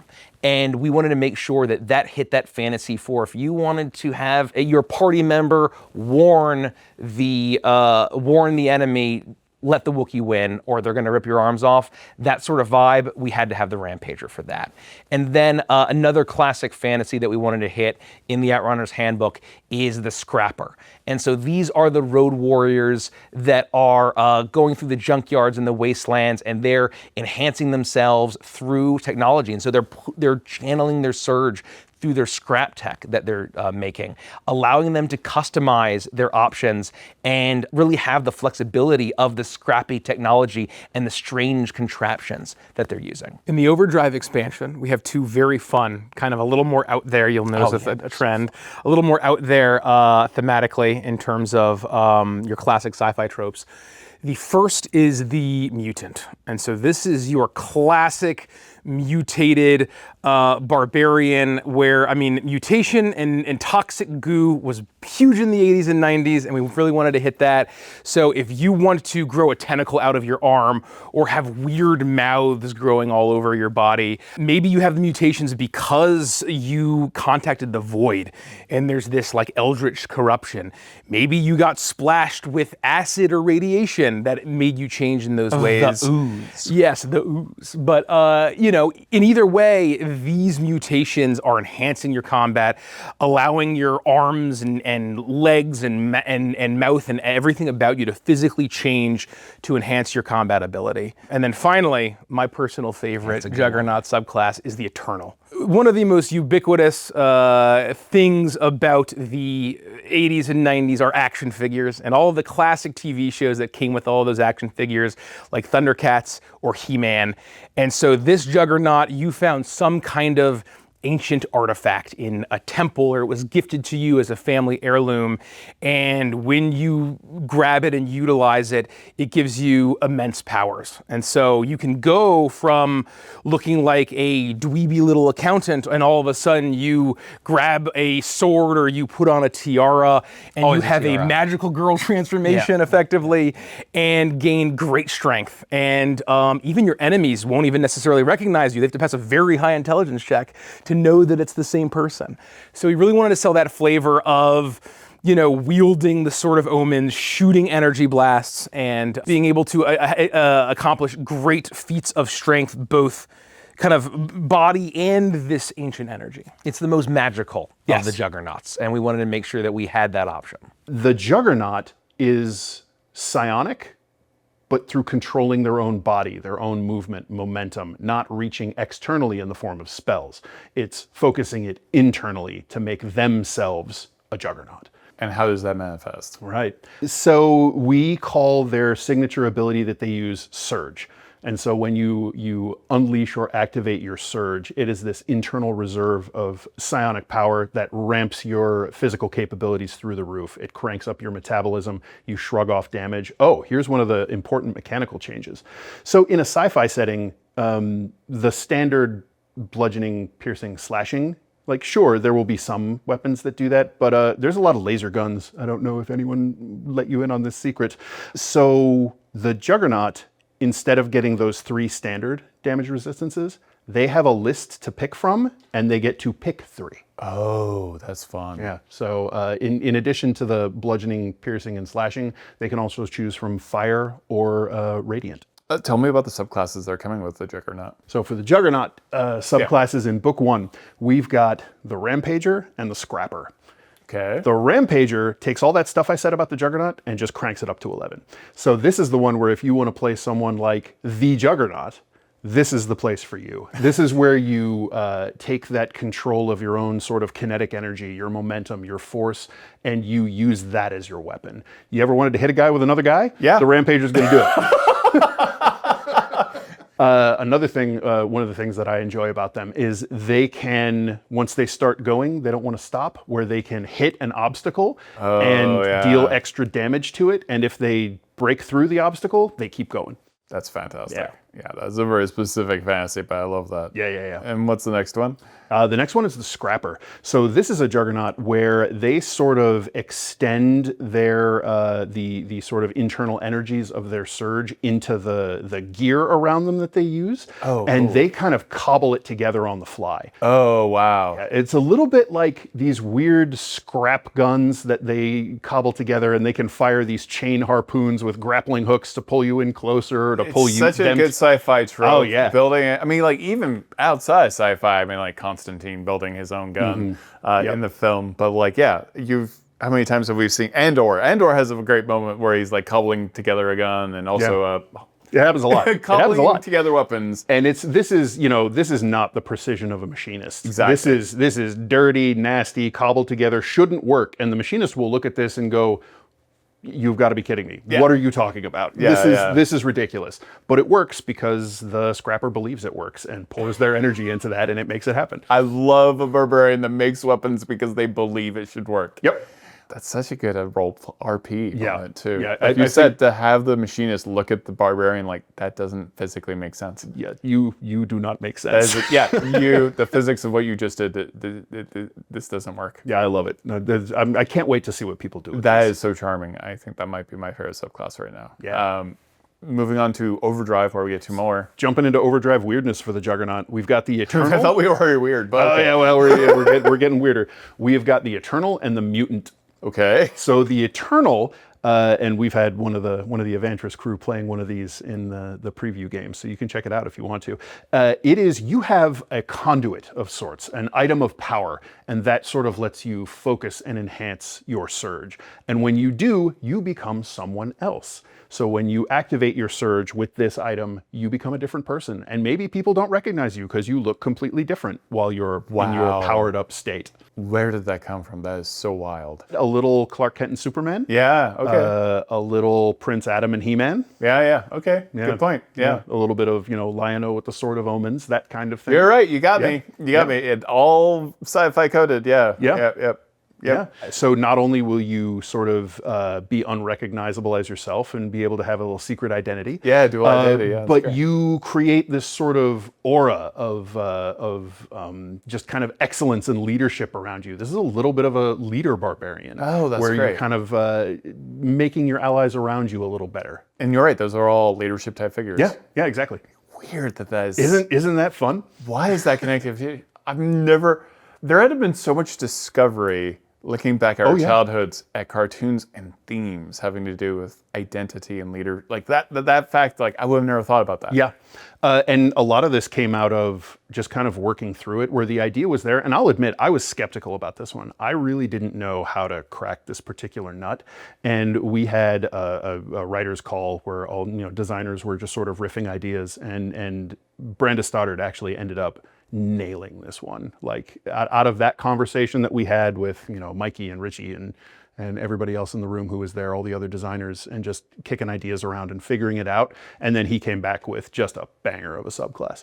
That's wild. Yeah. And now we've got a fourth one. We do. We have the Mutant. So you have a lot of options on how you want to define this. You could touch on some Ben 10 type stuff here if you wanted to a little bit. You could do some, there's plenty of animes where you have some alien parasite that now you have a tentacle with spikes on it. So when the mutant surges, they unleash these mutations, and it could be surgical grafts. It could be they've had their genetics sort of magically manipulated and fused with other aliens, and now they can manifest those traits. That's perfect. Or like the long-term exposure to whatever, like it's radiation, chemicals, and stuff like that have influenced you as a juggernaut. Or maybe one of the important concepts in this setting is the concept of world souls, where any habitable planet that can support, humanoid people-like life, it has a world soul. And those world souls have an essence to them, and that shapes the planet. So if you think of, an ice planet where the Yongu live, their world soul is icy and frigid and sort of isolated, and that permeates the whole world. If you're a juggernaut that grows up on a world that is shifting from one form of life to another, that is blending things together. Maybe there's a lot of Kenreck style creatures and aliens that live on this world. Maybe you absorb that as your ability to surge comes to fruition. What is your version of the rogue? I believe it's called the Scoundrel in Neon Odyssey. The rogue chassis from 5.5 worked shockingly well. As far as translating that. And so we, with the skinning that we did and the feature renaming and tooling it to sci-fi, where I get really excited about it is with the subclasses. You have to have your classic space cowboy. So we have the quick draw. Just if you want to play the ultimate sharp eye, that it's high noon, we wanted to make sure that we were hitting all of that fantasy for you, and then you felt like you really could be running through a scene, kicking tables over, getting cover, and just taking out the bad guys. Another classic fantasy is the secret agent. So that's our operative.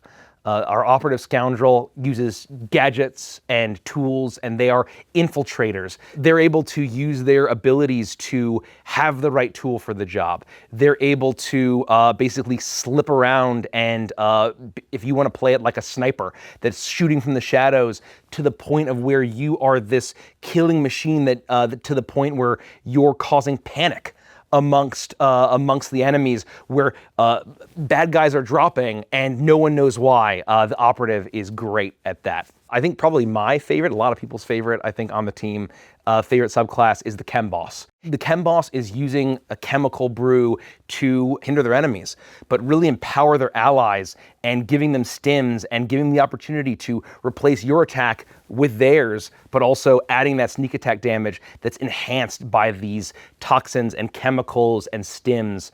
And finally, we have the Echo, where we have a little bit of timey-wiminess, where you're able to rewind if you mess something up and try again, where you're able to blink around and pause time and get somewhere and suddenly appear right in front of an enemy and take them out. And you're messing with your own temporal placement, as well as messing with your enemies as well. Yeah, the Chem Boss is a personal favorite of mine as well, and it really was a must-have for me. I knew that we needed a subclass that represented if you wanted to play a corpo, or you wanted to play a mob boss, if you wanted to play just really anyone that utilized kind of all of the sci-fi chemistry and chemical tech that exists and is so iconic. So if you want to play Tony Soprano or Silco from Arcane, it's the perfect subclass for that. Or the legendary Star Wars character Elan Sleaze Bagano with his death sticks. Yes. We had to represent him. We knew that everyone was clamoring to play the best character from Attack of the Clones, so we had to include Truly. it. Yeah. Truly. Yeah. Some classes needed more mechanical sanding than others. The Esper is a good example of something that needed some extra foundational features to make it make sense. In the case of the Scoundrel, it does a lot of what we want it to do, and a lot of that mechanical expression goes to the subclasses. But something like Thieves' Cant, like, you wouldn't expect someone in a space opera campaign to be using Thieves' Cant hand signs or symbols or subtle words, word slang. So we have our version of it, which we call smuggler slang. And then what are the subclasses that we're looking at in the first book? Yep. So in book one, we have the operative and the quick draw. So the operative is your secret agent. They're your infiltrator, your specialist. They can be suave and smooth under pressure, and they can pull out the right dirty trick at the right time to pull the mission off and get out before anyone's the wiser. Perfect. And how do you manifest this mechanically? Yeah, so they have this fun trick where whenever they hit or miss a target with an attack roll, they're able to pull from a small list of weapon masteries that they can grab and add on to that attack. And you'll notice I said miss. That's because they can choose graze. If they miss, they can just on the fly decide that they're going to graze with this attack instead of something else. To have a charismatic rogue in the Scoundrel is perfect. Yeah. It's such a sci-fi trope. As an example, the operative, one of their tricks they can pull is when they fail a deception or persuasion check, they can retry it. Oh, I love that. Yeah. What are the other ones? So, all right. So then also in book one, we have the quick draw. When you think scoundrel, there's a lot of archetypes that jump to mind, and a gunslinger might be one of them, and this has got you covered. They are quick on the draw. They're great at noticing danger before it falls directly in their lap, so they can react in a split second when they have to, and they're real handy in a gunfight. They get to boost their initiative, which is maybe the easiest and most expected idea of that. They have an ability to increase their chance of scoring a critical hit. Everyone likes a critical hit. Yeah. They have the tendency to get in a dead shot every now and then. And then we've got two other scoundrels. Yeah. So when we jump over to book 3, we start getting a little weirder, and there we have the Chem Boss. So Chem Boss. Chem, easy, right? They're going to use some sort of pharmaceutical compounds or stims. Maybe they can add some enhancement to their allies. Maybe they can add some debilitation to their enemies. But the boss part of that is, how do you sell that as well as the chem half of it? And blending that together, they have this fun stim ability where they can, instead of making an attack, they can stim one of their allies to make an attack as a reaction and add their cheap shot damage, sneak attack in D&D terms, to the ally's attack as poison damage or acid damage later. And then we've got a fourth. Yeah, then we've got the Echo. The Echo is a scoundrel that cheats by warping through time. They are somehow I love time. unstuck from time in some way.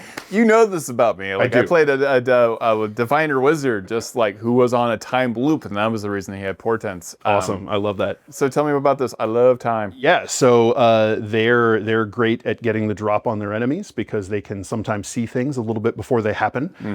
They can retry if they fail to do something in some limited fashions.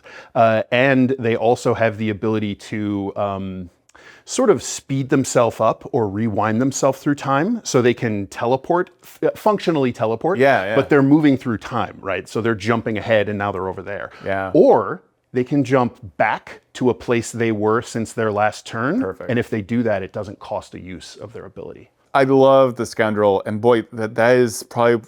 It's funny you mentioned scoundrels and rogues. That makes sense for sci-fi, but you're getting both now with the soldier and now with the scoundrel. You're getting, I feel like, a broader paintbrush of like fantasy fulfillment. Yeah, and we're pulling from so many different sources, and one of the key drivers for the things we think about is nostalgia for this sort of 80s, 90s, 2000s things like the Saturday morning cartoons, the movies, the toys that we used to play with, and for people who didn't experience that time, there's this fun concept of anemoia, which is nostalgia for a time that you never experienced. And I have seen it play out with some of our early access, the fans that have gotten to see it. And they'll talk about, I was born in, 2000, whenever. I didn't see this in the 80s, but this sounds awesome and I can't wait. Everyone's got a different fantasy of the kind of species they want to play. What are some of your favorite species, and how many species are in this book? It was a very important number. I want you to read all of them. There was no other number. There was no other number. We can go through the whole list if you want. The answer to the life, universe, everything, 42. There was no other number. We have 52 subclasses. We needed to have 42 species. And we wanted every single one to feel like they deserve to exist. They're hitting some sort of science fiction, science fantasy, space opera trope, and that we could justify that they were distinct enough and had enough flavor. And that's why we went through a very heavy concepting and viz dev, a visual development cycle. I really want to play all of them. I don't think there's enough campaigns in my future, even for a lifetime, to play all these species. We really wanted to hit on all of your classic themes from classic sci-fi, classic fantasy, classic 80s and 90s retro vibes and beyond. And so, for example, do you want to play a space elf or a space dwarf? We have the Solari or the Etheron. Do you want to play a Care Bear or a Troll Doll? You can play the Zephyrsa or the Globlin. Do you want to play a classic gray alien or the cow that they abducted? You can play the Zeticulin or the Marsum, and on and on and on. If you want to live within Jim Henson's The Dark Crystal, or have a drink at Margaritaville. We have the Skedek and the Flambago are 2 bird species. And so we wanted to make sure that there was a wide variety. I guess as far as my favorite, it's really hard to choose, but I think one of my favorites, when it comes to games, I'm the ultimate Timmy. I love dinosaurs. I play a dinosaur commander deck for Magic the Gathering. And we wanted to create a People of Dinosaurs where you could be everything from a Tyrannosaurus to a Brontosaurus to a Stegosaurus, all of your classic and famous dinosaurs, as well as prehistoric reptiles like your Elasmosaurus or your Quetzalcoatlus, or near reptiles like the Dimetrodon, of where really this is your super 90s dinosaur craze turned into a species that gives you the full freedom to play your favorite dinosaur, which I think we all have a favorite dinosaur. I can't wait to play a near reptile. I'm And glad you've about got that. things like worm folk. Oh yeah, I mean, You've got weird stuff. yes, if you want to play Space Worm James, you can play the Greeble. They are fun, they're weird, they've got big eyes, and if you know anything about the Spacing Guild in Dune, you know that there's all sorts of messed up stuff there. I love the Nematoans, which are 4-armed amphibians that have blue mage-like powers where they eat things and they're able to ingest the powers and abilities and gain the features and traits of what they eat. We also have the Nilari that are another elf-like species, but that have taken on the biology, the blood of the dragon, the blood of the void worm, and have these draconic features as well as adaptations to the abyssal void. I don't know if I could pick just one, but I think one I'll call out as a favorite is the Volcar. We have to have your classic rock guy, and we have to have your classic lava magma guy, and we just smashed it into a single species, and they can be both. They can change between one or the other, and they have elements of both. And if you're a fan of Thor Ragnarok, as I am, you know and you love Korg, he's just made of rooks. And so you gotta play a rock guy, and they're just cool. And of course, we have to have dogs. People who play D&D have been screaming for years, I want to play a dog. And we're finally giving you the dog species. They're the Laika as a nod to the legendary Cosmo dog. She lives on in Neon Odyssey as a whole species where you can play your favorite canine pal, any dog breed in a humanoid form, and you get to choose between 3 different lineages. So if you want to be the big scary guard dog, you want to be the show dog or the emotional support animal, or if you want to be the tracker and sport dog, you can play your dog of choice. And they all want to be a good dog.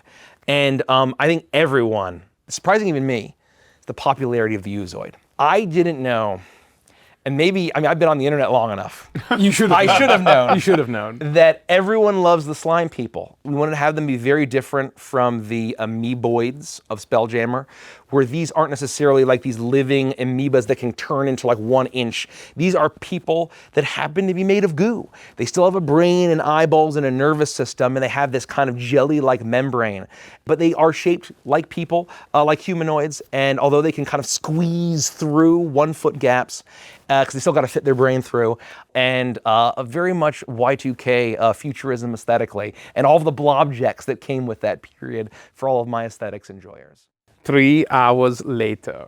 There's the Rhizo, which is one of my favorites. I play Ko. She is a Rhizo. These are an Oni-like species that have the power of the storm within them. They have the power of rain, of lightning, and of thunder, and they share the world of Thundercats. Ho of the Claudaren are very martial-focused, warlike feline species that are more kind of humanoid people with cat-like features as opposed to just your average tabaxi. And I'll throw out one more favorite species, and that's the Bitling. You know, given all of our references and homages to classic 90s and 2000s video games, we've all seen the rise and fall of the animal mascot, from Sonic the Hedgehog to Banjo and Kazooie to Crash Bandicoot to Croc and beyond. A Bubsy. Bubsy, Sly Cooper, we could go on all day. Gex. Oh, Gex, you gotta give it up Enter for the Gex. Gecko. But this species is from Arcadia itself. This is our most fey species. And they are so transmutable. They can be any type of animal you want. I'm currently playing a pug bitling named Grumly, who wants to sniff them out. And they collect coins, and when they drop to 0, they can drop their coins to stay alive. They can create a checkpoint and teleport back to it. We have a ton of fun flavor. We have one of 3 lineages. We had to kind of represent the broad range of animal mascots, and we did this through the swift, soaring, and strong archetypes. So you can be a flyer and you can grant flying and maybe pick up or give another ally flying. Interesting. You can be really strong and you can climb and you can break objects and knock people back. And then finally, you can be super swift and go really fast and then go really, really fast. Gotta go swift. And you have to go swift. Gotta go swift. You must go swift. You must go swift. I love that. I also want to give another shout out to 4 species, our discordant species, that are all humanoids that have been corrupted by the powers of cacophony to change their biology and grant them this fiendish power of the discordant. And we have 4 different species that represent the 4 tones. We have Motlians for your demonic jesters and clowns. Chuckles the Clown is really, Chuckles the key to all this. Classic. And started this, we had to have your space clowns, your killer clowns from outer space. We have your fiendish bug humanoids that have to have the jaws that open up and spit acid. I feel like that's pretty classic. And then sexy space vampires. I mean, what, you can't beat that. Literal energy vampires, you don't have to bite them. We've all worked with energy vampires, and we figured that's also an area that you can't escape. And then also the Terminox that are these unstoppable, relentless machines that are not just the Anatron, which is our living robot species, or the Isotron, which is our hard light digital species. These are demon machines. They're equal parts metal and hell itself. And the cool thing about these species is that they start as humanoid because you've been corrupted from a humanoid, but as you reach level 5, you need to make a choice. Do you embrace the fiend, change your type to fiend, and then gain a very selfish power? Or do you stay humanoid and gain a power or feature that is more beneficial to your allies? And that, I think, is a really fun thing that we've decided. So there's a fun narrative there to tell for the discordant species. So fighters are a big deal in D&D, but it's really important that we have our own version here in Neon Odyssey. What was your version? I think that the classic person with a gun is one of the most archetypical sci-fi characters. But I think that, when it comes to sci-fi, it is a setting where the soldier, where the person across the galactic battlefields is an extremely important cornerstone of that setting. And we wanted to make sure that you feel like a soldier and you have been trained, you've experienced war, and you're able to work with your party, work with your allies, and leverage that training. So you're not just person with gun. You are able to choose and specialize the flavor and really lean onto, with one of your subclasses, one of the 4 subclass options, one of those really classic tropes and space opera archetypes. My favorite, I think a lot of people have been talking about the soldier subclass of the exomech, of where if you don't want to be like a mech pilot where you have the giant Gundam, if you want something that's smaller, it's large, but you not necessarily can't walk through a street. You're not smashing through buildings, and you get in your mech that's effectively an exoskeleton for you, and you're enhancing your combat ability. That is something that I think a lot of people are going to get excited about. And then there's the person who just wants to play your classic clone trooper, or your Astra Militarum, or your infantry, where you are able to coordinate with your allies, and that's why we have the trooper subclass that allows them to be a lot more supporty and empower their allies. And we also wanted to, when it comes to support, we wanted to make sure that we explored the combat medic. And so we have the nanomedic. The way that we justify that is the nano machine gun or nano machines that they have that they're able to use at range, heal. They're able to remove conditions, and they're even able to cast Revivify. And finally, you gotta have your Doom guy, your Master Chief, your Space Marine, your Gears of War Marcus Phoenix, your one-man army in the suit of armor, rip and tear, where you're able to pick the loadout that you want and really, make sure that you have the right tools for the job and become that one-person army. I love that, given that we have the soldier versus the fighter, I love that two of our subclasses almost have like a support slant to it, where the trooper very much is working together, giving commands and orders and doing things with a crew or a party. And then the nanomedic might be the very first pure support subclass for a fighter style chassis. That's not to say that they can't do damage. We are building all of these subclasses to still let you experience that flavor of it. You're a soldier, you're the fighter in this setting, you're shooting your gun and you are fighting alongside everyone, but you're doing it together with your comrades. So here's the thing about the 5.5 fighter. It's really good. Yeah. And it has a lot of the bases we want covered. And so then it really just took tweaks to make the mechanics match the story we're telling with soldier as opposed to medieval fighter. Yeah. One of those, as an example, is you can reload a weapon for free once during a turn. So if your magazine runs dry, you can pull a little bit of an 80s action movie and keep going and not have to worry about a lengthy reload process. Even if it's like a laser shotgun. Yeah, you got to change the batteries. What kind of subclasses are we looking at in the first and the third book? Sure. So in the first book, we're looking at both the commando and the trooper. Commando, this is your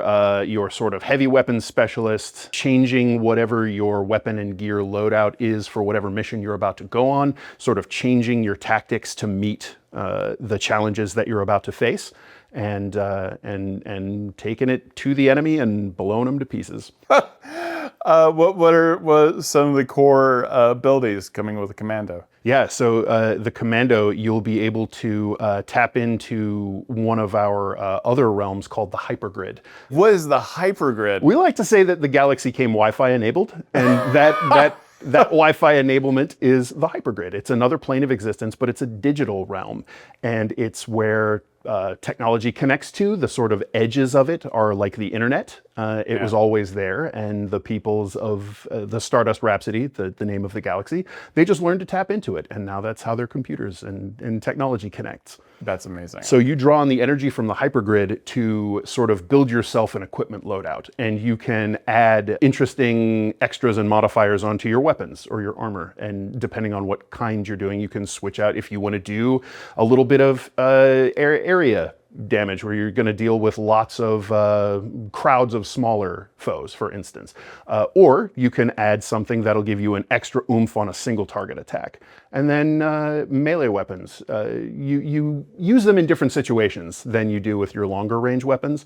So you can do things like helping you ensure repositions. What is the next subclass? Yeah, the next subclass is the trooper, and this is our squad and tactics soldier. This is someone who wants to be in a small group, going out, working together, and ensuring that the teamwork is cutting edge. One thing that lots of different fighter subclasses like to do from all over the place, I mean, we've done some in the past with Crooked Moon, is having fun dice that you can spend to do things with. And the trooper uses these dice, these tactical dice, and you'll get various options at levels as you progress through the subclass. For instance, one of their first stratagems that they get is called shoulder to shoulder. You spend your tactical die, you pick two of your allies, and you could pick yourself if it's you and a buddy who are close together and nobody else, that's fine. And you give each some temporary hit points just to keep you going when you need to hold the line. Wow, okay, that's awesome. Cool. Yeah. What other abilities are we looking at? Yeah, so they have another one called Rapid Command. So when you're overseeing what your allies are doing and you see that they're engaged in some tasks that are maybe too important to leave to nothing but chance, you can burn your tactical dice to add bonuses to their ability checks when they're trying to accomplish tasks. So really a true combat tactician. And kind of a little bit of a support fighter, a support soldier. And then we've got two more subclasses that show up in the third book. The first of the extras from book 3 is the exomech. So this is if you want to play a soldier who uses Like there's power armor and then there's power armor. And we're talking a little more along the lines of like Hulkbuster armor. Oh, like wow. big, smallish mech exosuit kind of deal. That's your exomech. So they're going to have a powered sort of exoframe armor that they can pilot when they're heading out into So battle. cool. And then we've got the fourth. The final one, yeah, the final one is the nanomedic. This is a soldier that is a healer. Now, they're probably not going to be as good as something like, say, your life cleric for primary healing, but they're going to be well able to hold their own in patching up their allies in battle. And when we say nanomedic, that's because they use their tools to create clouds of nanorobots that they use for healing. So you'll be able to use this nanite stim feature to fire groups of your nanite colony or nanite cloud that you've created to jump onto your allies and start mending their wounds on the fly. How extreme does this get? And is there any kind of is there anything dark about the nanites as well, or is it mainly like support?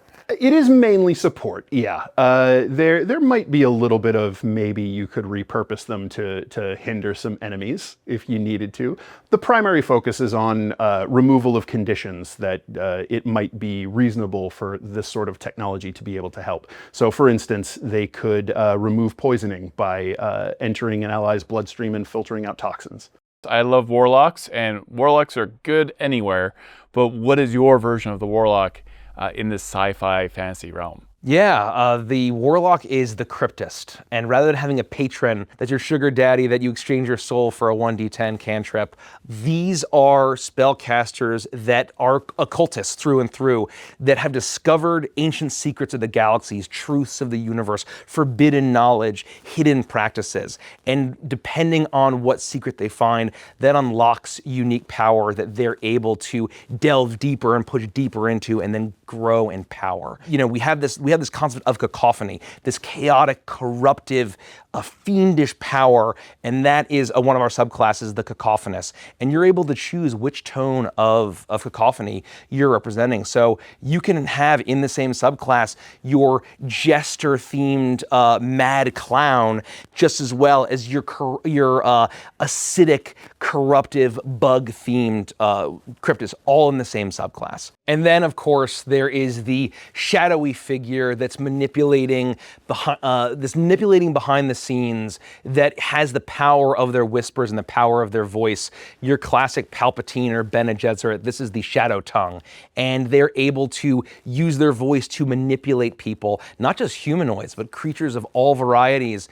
And they're able to use their mastery of the very connection to harmony in order to sever that and turn individuals into undead thralls. In the Overdrive expansion, our third subclass for the Cryptist is the Deepsworn. They're diving into non-Cyclopean temples filled with obelisks and strange gibbering writings and scrawlings. This is our Void-themed Cryptist, where they're learning secrets of the Abyssal Void. They're able to devour the life essence and almost the reality of their enemies, and almost disintegrate their matter because all the Void wants to do is consume. And the final... Same. Yeah, same. The final Cryptist subclass is the Primalist. These Cryptists, they're uncovering ancient knowledge out in the wilderness of our many worlds. Perhaps they're finding runes on standing stones, or secrets whispered on the winds or amongst the elements. And they harness the fury of the elements, whether it's ice or fire or erupting earth and beyond, to be able to manipulate the landscape and hurl, whether it's lava or sharp ice, at their foes. Really, we needed a classic kind of elementalist, and weirdly, the Cryptist felt like the best fit for Neon Odyssey. So there are cosmic powers that we have in the sort of universe of Neon Odyssey. And those things are real, even if most people don't know the truth of them. And the Cryptists are the people who will break all conventions, bust through barriers, and ignore taboos to find the truth behind those secrets. And if they can't find the right truth behind those secrets, they'll twist the truth until it's true. So this is a big mechanical shift, not just the narrative one. The Cryptist can choose their primary ability, meaning their spellcasting ability. They can either be a charisma caster or an intelligence caster. And I didn't mention this about the Esper. The Esper can also choose to be a charisma or intelligence caster. Oh, wow. Okay. Yeah. Cool. For the Cryptist, that is representing the two different ways that you sort of interact with truth and secrets and the power that comes from them. If you're an intelligence caster, you more lean to the side of figuring out the puzzle, unlocking its secrets, learning what it teaches you and how you can now reshape reality to your will using that knowledge and that power.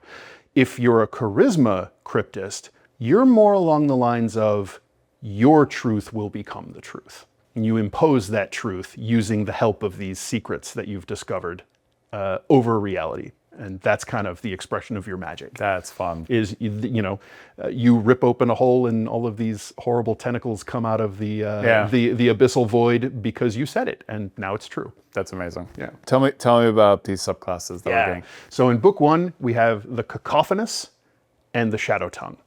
The Cacophonous, we're gonna have to get a little cosmology. So there's 2 other planes, other realms in Neon Odyssey. One is the Harmony. The Harmony is the source of all life force and of sapient souls.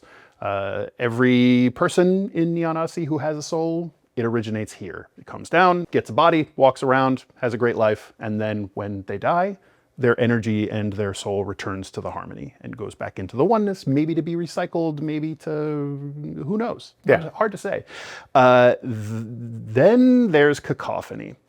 Cacophony is a warping corruption of the Harmony. And you might be noticing a lot of musical sort of themes and terms going through here. The galaxy is called the Stardust Rhapsody.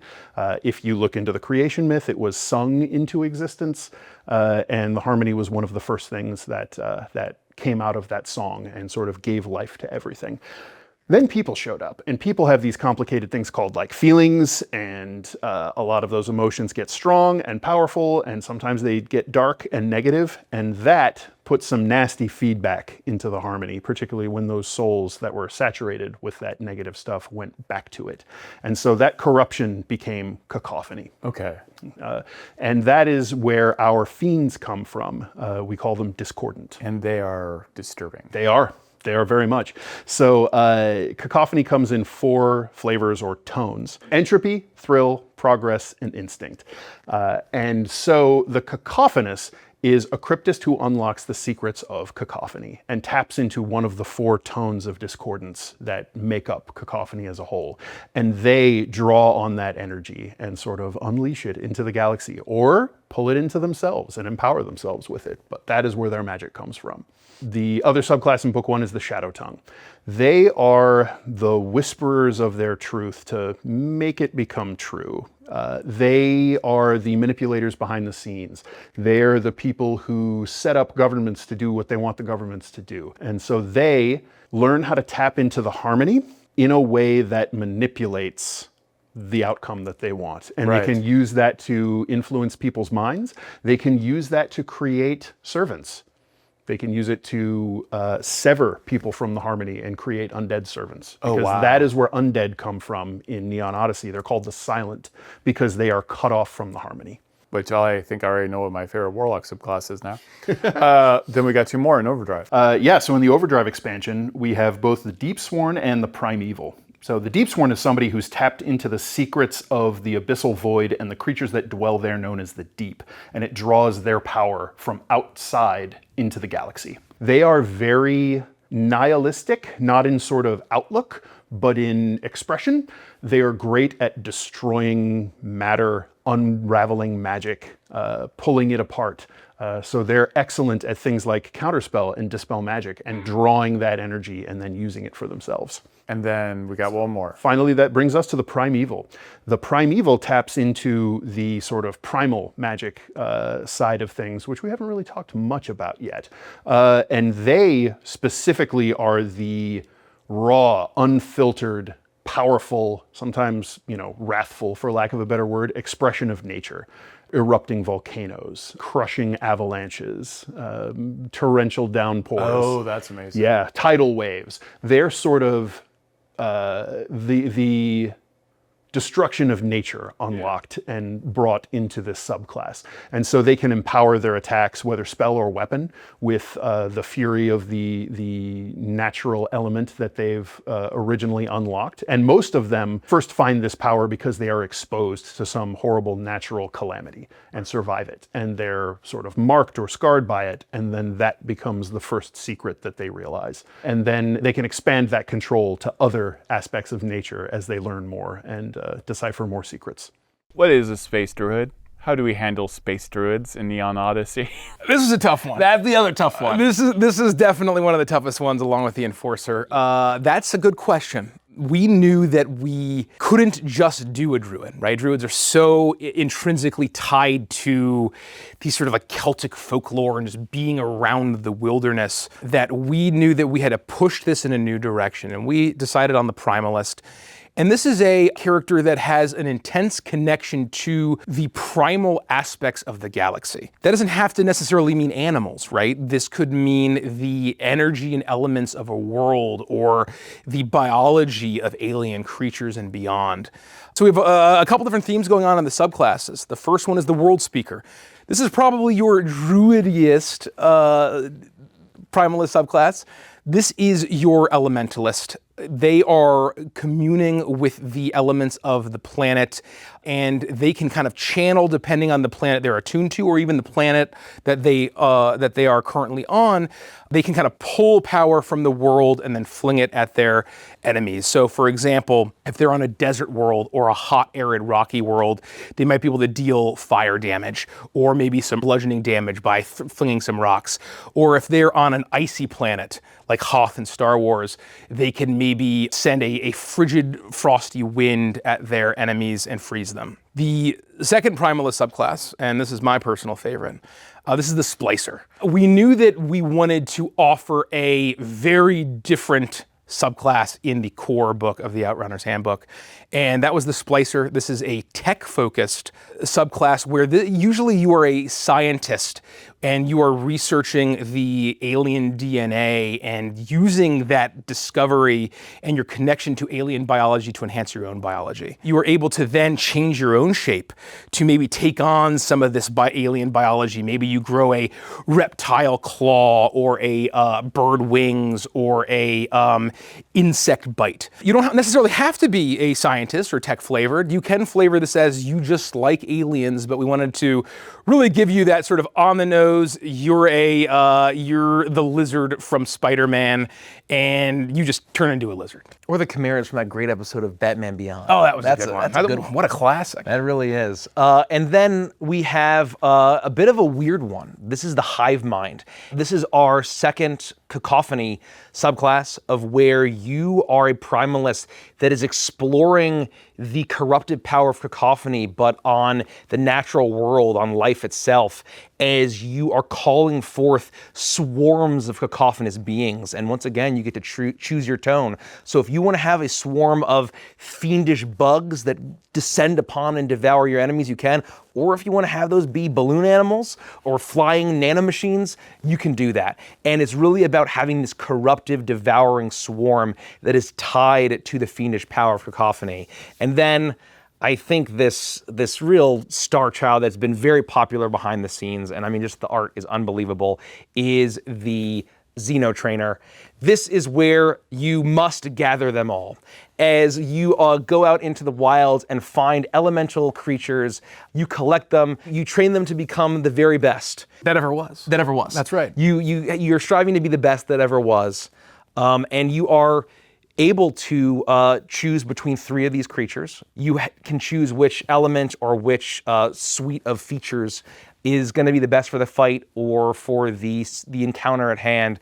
And we're trying to encourage you so you don't just pick one. If you want to have your best buddy, you can. But we wanted to have that fantasy of you're collecting creatures and you're sending them out and swapping between them to have the most thrilling collectible battles. And as you level up, they level up as well.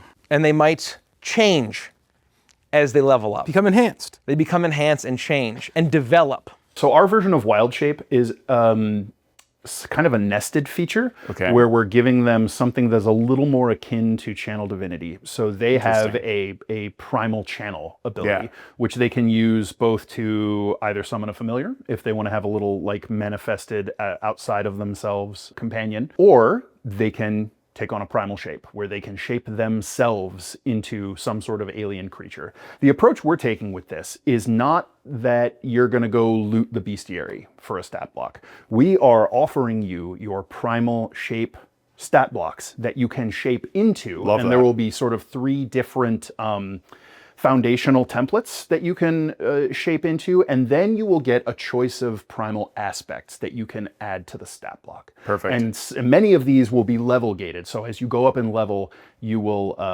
unlock more powerful, more interesting, more better traversal type abilities, more resilient abilities that you can add to these forms. And actually, that's kind of my preference, rather than having to loot a monstrous compendium of some kind. That's a lot of work to put on players. Yeah. And it's definitely much more new player friendly. Yeah. Like, you know, we don't say, hey, you have to have the monster manual, or we have to bake this giant, this cut down bestiary section that has just a bunch of beasts in it for you to be able to go look at the back of the player's book. And then we're putting all of that on you to sort of figure out which is good. I would like to be able to give people a more curated set of options, but that they can also customize. So what are some of the subclasses looking at this? Yeah, so our sort of core 2 subclasses, we start with the World Speaker. So we've talked about the concept of world souls, where every habitable planet has a world soul, this spiritual, primordial presence that's kind of like a fragment of the explosion of life when it first created into the galaxy, and it is embedded into these planets. And that is what makes a planet capable of sustaining player life. Yeah, player life and similar things. Yes, breathable atmospheres, livable climate, all that good stuff. And things that, you know, where everything isn't poisoning you every second. That kind of fun stuff. Yeah, the world has to have a world soul to be that. So the World Speaker is a primalist that taps into that connection with the world souls, and they can commune with them. How do your powers manifest if you are like bonded to a world, whether you're on that world or you're on another world, but you have this connection to this other planet? Yeah, so there's a lot of fun ways we can play with this, where we can let you draw upon the nature of the world to get resilience. So if you're on, say, an icy planet and you forge your connection with the world soul of this frozen planet, now the cold isn't really a detriment to you. You can get resistance to cold damage. Maybe you can get the ability to move through snowy terrain without it slowing you down as much or at all. It'll shape the spells that you're able to choose outside of the normal primalist list. As that power, as that connection with a planet grows, how powerful do you get?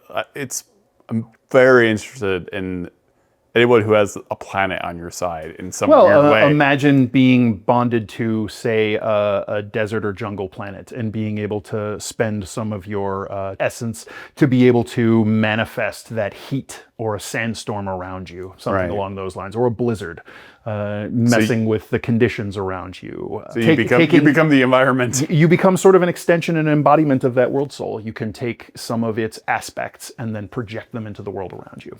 And the next one? Yeah, so the other one in the Outrunner's Handbook is the Splicer. So the Splicer is this is going to get creepy. Sort of our answer to the Moon Druid. Yeah. Now you might think, oh, you turn into bigger, badder amp. No, you just grab aspects of them and then graft them onto yourself. This is your build a monster, but I am the monster. Correct. Subclass. Yeah, it might be less I'm turning into a gelatinous cube to I can... fire-breathing gelatinous cube. I can melt part of my body into red-hot caustic ooze. Yeah, that's amazing. I love that. Oof, that is evocative and super creepy. And you can flavor that a billion ways. Yep, and that is one of the things we're trying to do as much as possible here, is give you not only just awesome tools in a package out of the box, but the framework for you to say, this is great, I want to play this, but I want to call it that. And you should be able to just run with it. That is an unlimited imagination flavor out your will kind of subclass, which I love stuff like that. Yeah. And then we have Overdrive. We got 2 more. So getting away from our foundational 2 subclasses, we get into the Hive Mind. They are the primalists that tap into cacophony, which is the corruption of harmony.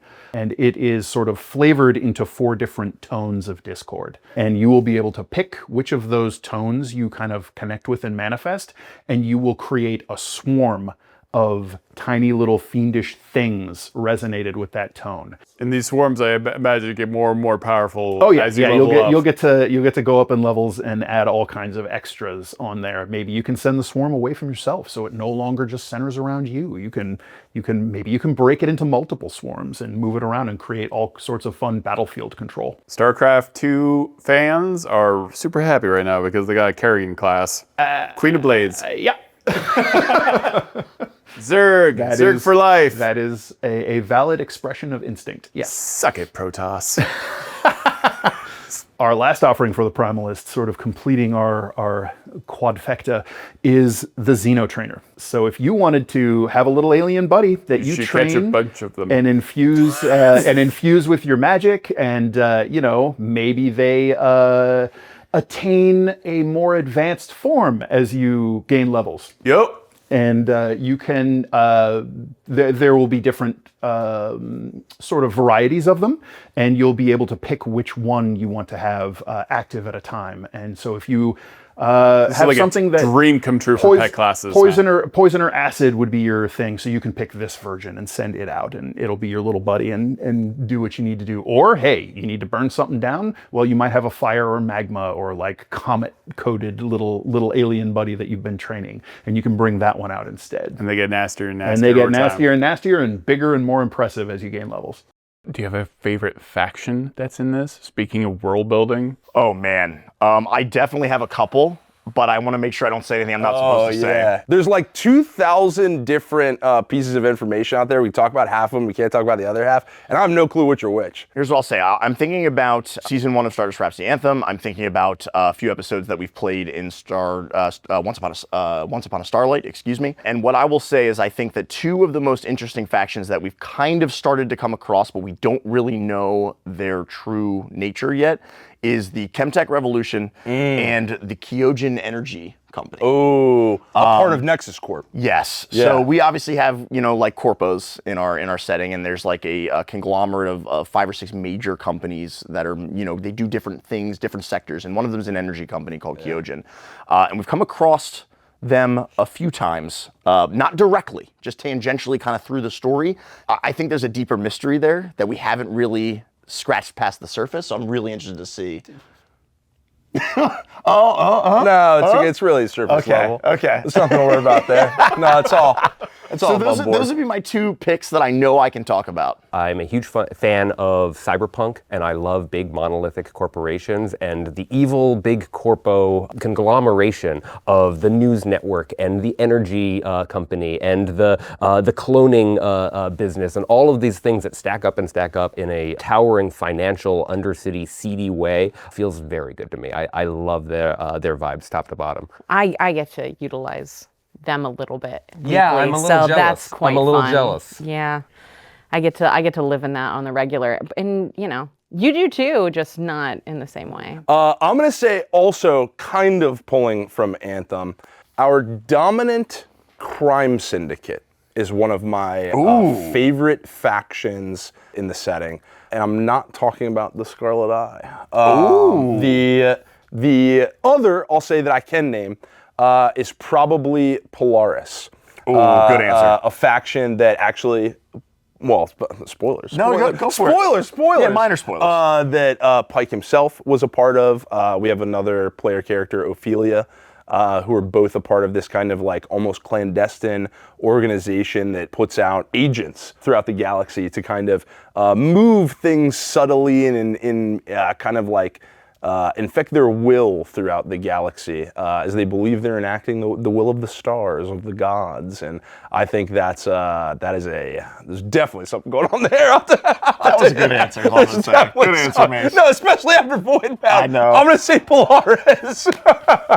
Oh man. We have questions about that after last You night, can, Eric. well, yeah, you can lean into perhaps a little bit of SCP Foundation with them. You could lean into a Man in Black style agency, X-Files, investigatory, that sort of thing. All of the above runs the gamut within the Polaris Society. It's filled with mystery. It's filled with clearances and accesses, and that's something that I love very much because I've always been a fan of that sort of genre. And so being able to have it right there on a platter for me feels great. We have 13 factions here in the Stardust Rhapsody. So 2 of the major factions are big players on the galactic stage. We've got the Cavalon Empire.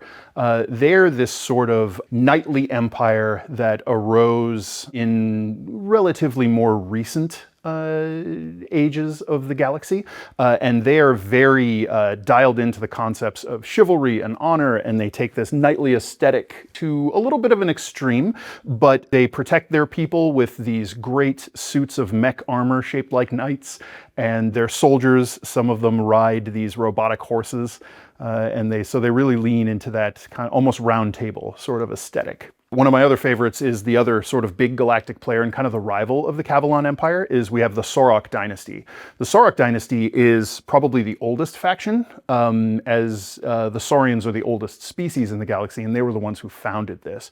And ages past, it collapsed because of internal strife, and now it's kind of separated into 3 distinct areas of the galaxy, centered around these 3 sort of core throne planets. This one is special because this is the only faction that can instantaneously teleport their ships, as in their whole fleets of starships can instantly teleport, which nobody else can do. But they can only teleport between these 3 planets because they have these crystal anchors that let them jump between these waypoints. So even though it would seem like their civilization is scattered to these 3 far-flung corners of the galaxy, they're instantaneously linked. So they can move their forces to wherever they need, they have trade flowing between them. It doesn't matter that they're scattered by distance. In Neon Odyssey, how do we do bards in space? You know, we wanted to make sure that the song of creation was well represented. This galaxy is the Stardust Rhapsody. Existence and creation is a song. And so, of course, those that are musical or have any kind of artistic expression are able to tap into the very song of creation itself to have wonderful magical powers. We wanted to make sure that while music is a huge part of the setting and a huge part of this class, that you could have it be spoken word, it's art, it's acting, it's speech, it's activism, whatever you want to do, you are an icon of ideals, of expression, of however it is that you're expressing yourself. That is how you are able to tap into the song of creation. Richie, why don't you talk about the first 2 subclasses? Yeah, the first subclass is the Hollow Star. And given the setting of Neon Odyssey, we had to do our 80s pop star. This is glitz, this is glam, this is lights and drama. This is really all about creating holograms that are an extension of yourself, being able to heal and buff and cast spells from your hologram, and really kind of giving that glamour aspect. And this doesn't have to be, again, an 80s pop star. This could be a social media influencer. This might be a news reporter. We wanted to kind of cover all of these sci-fi themes.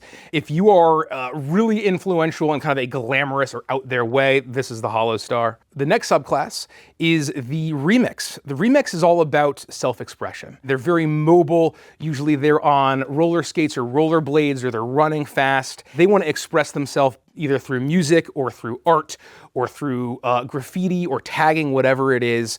They prefer kind of any music with a beat, whether it's EDM or hip hop and beyond. And they're able to inspire their allies by zipping through the battlefield, past allies, past enemies, spreading their music and their influence. Then we have the Headbanger, one of my personal favorites.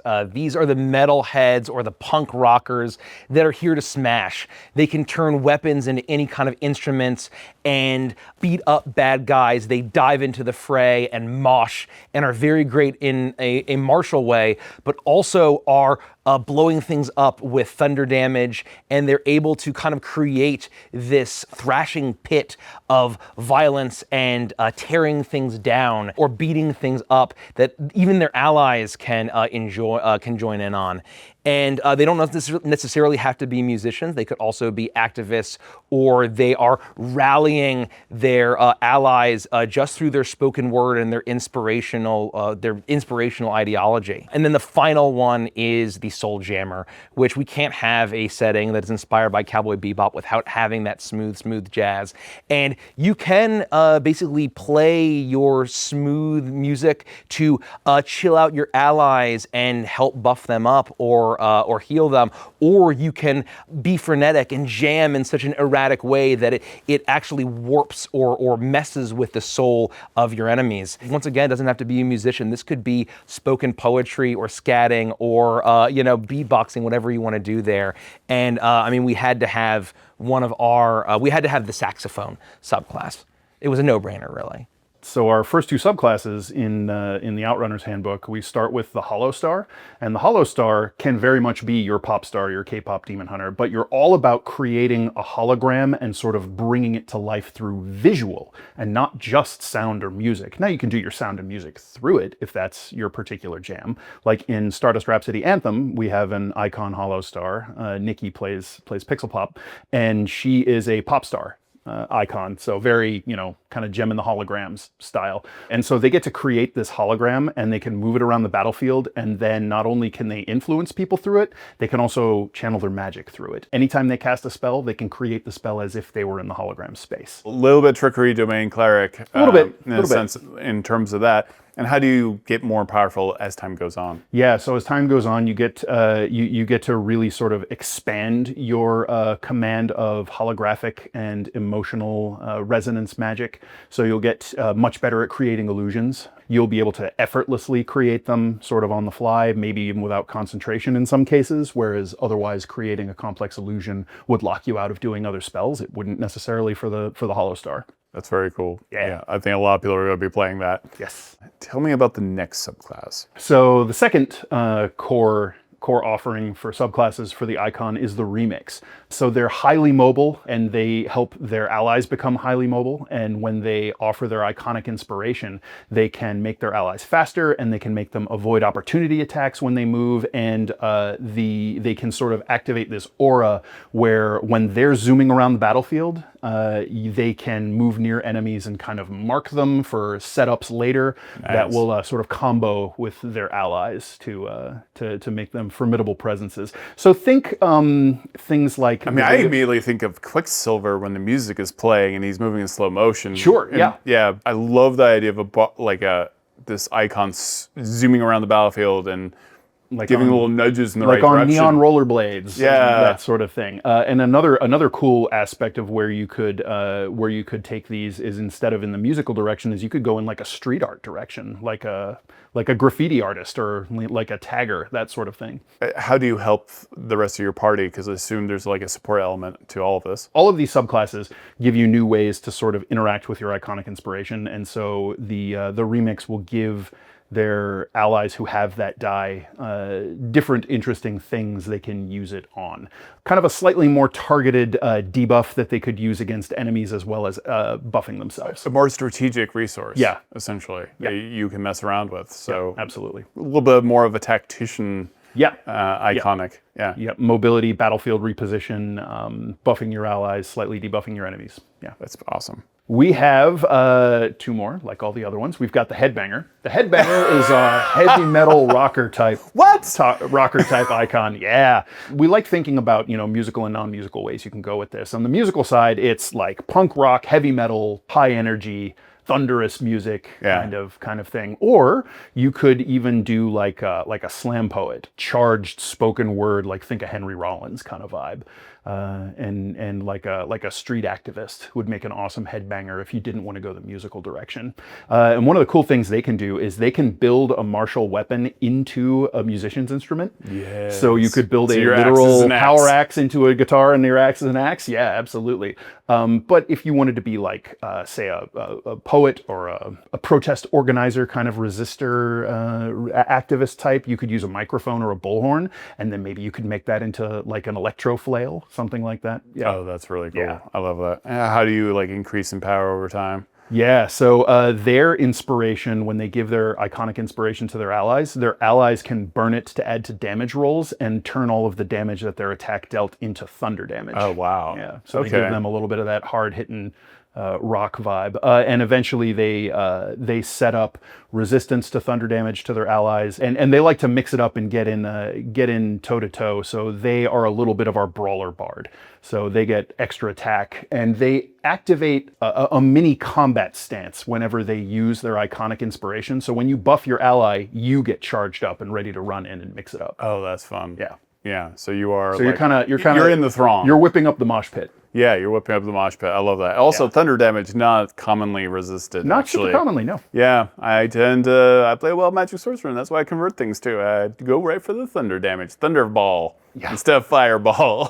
Watch out for the silent spells, and you'll be golden. Watch out for silent spell in general. And then we've got one more. Yeah.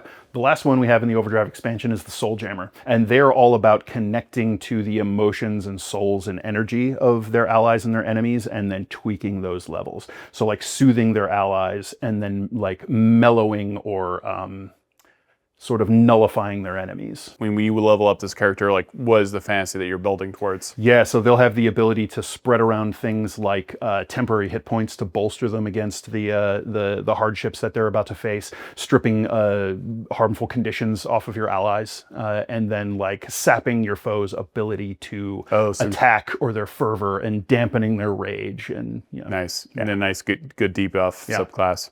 I love a good debuff. Yeah. How do we do paladins in space?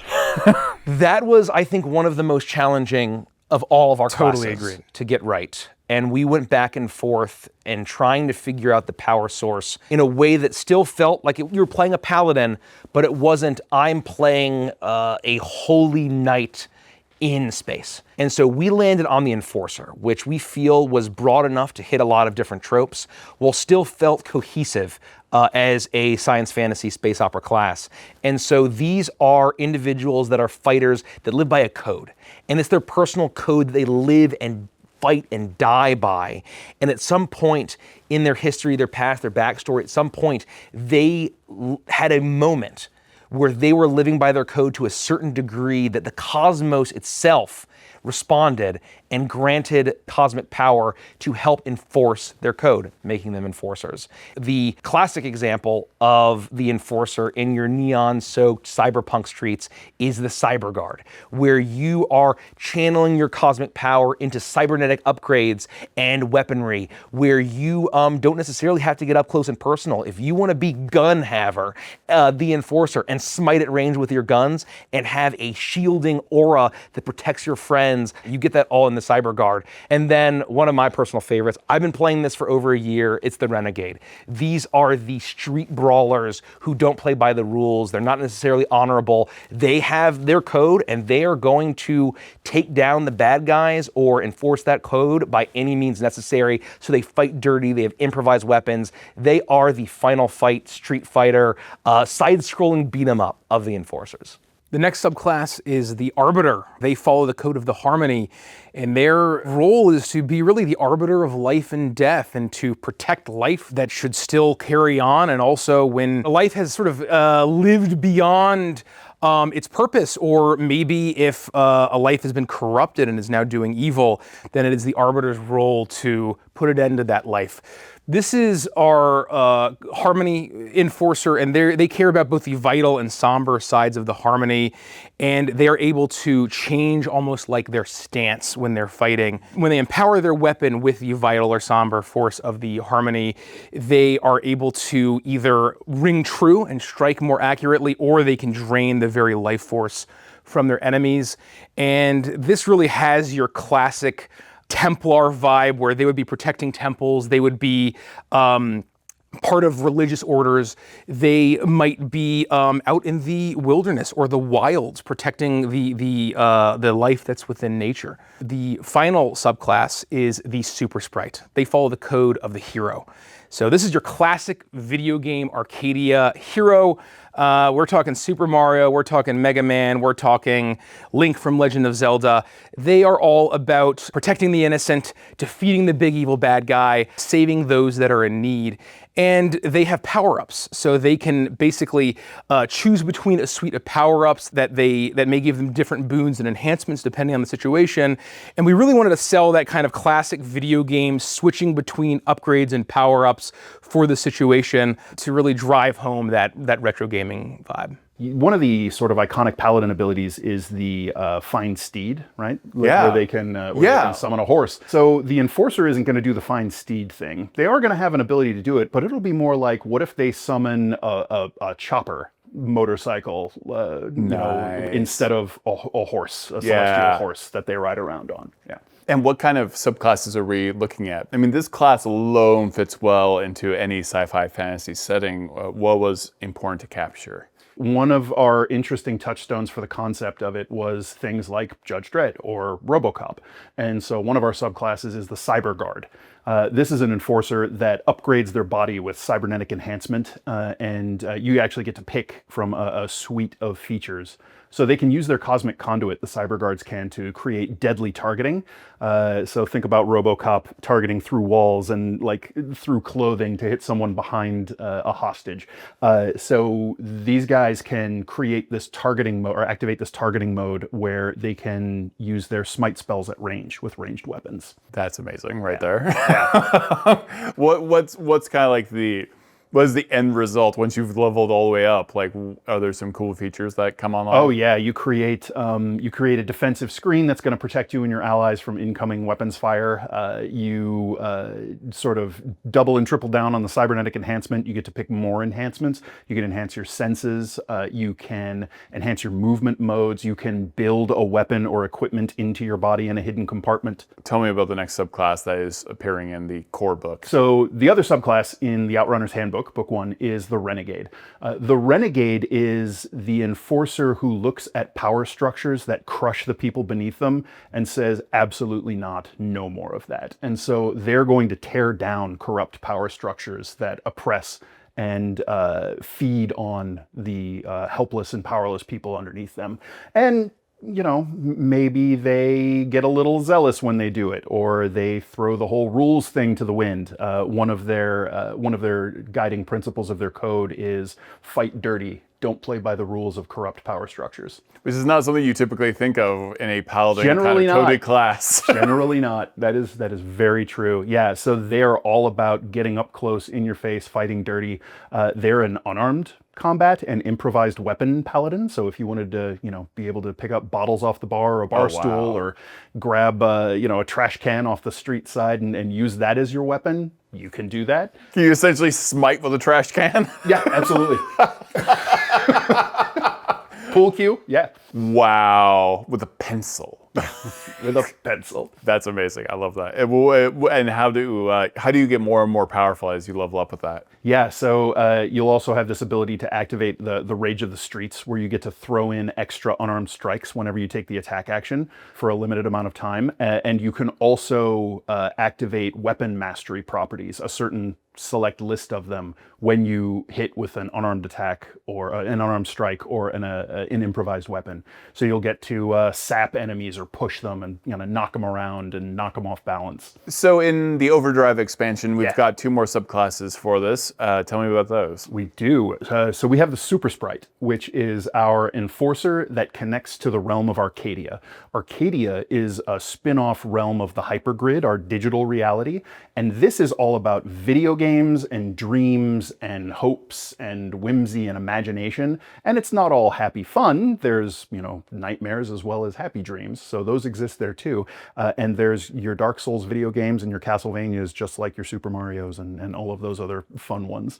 So Arcadia is this realm of where imagination meets digital reality, and it manifests itself through the lens of video games. So the Super Sprite taps into that, and you imagine playing the adventure protagonist of like an adventure video game, and that's the vibe they hit. Getting power-ups to power up your weapons and power up yourself. So you get to pick, when you activate this feature using your cosmic conduit, you get to pick a certain type of power up. So you can get an offensive one. Maybe you can add some fire damage to your weapon. If maybe you can get the ability to move much faster, jump, cool things like that. Maybe make you a little more resilient for a short amount of time. Like all enforcers, they're going to generate a protective aura, and then they're going to start playing with some video game-ish tropes, like being able to sort of almost miraculously dodge out of the way of an attack at the very last second when it seemed like they were doomed. Feels a little bit like you're playing Scott Pilgrim already in my yeah, brain yeah, a little yeah. bit. Could be, yeah. And then we've got one more in Overdrive. We do, and our final subclass for the Enforcer is the Arbiter.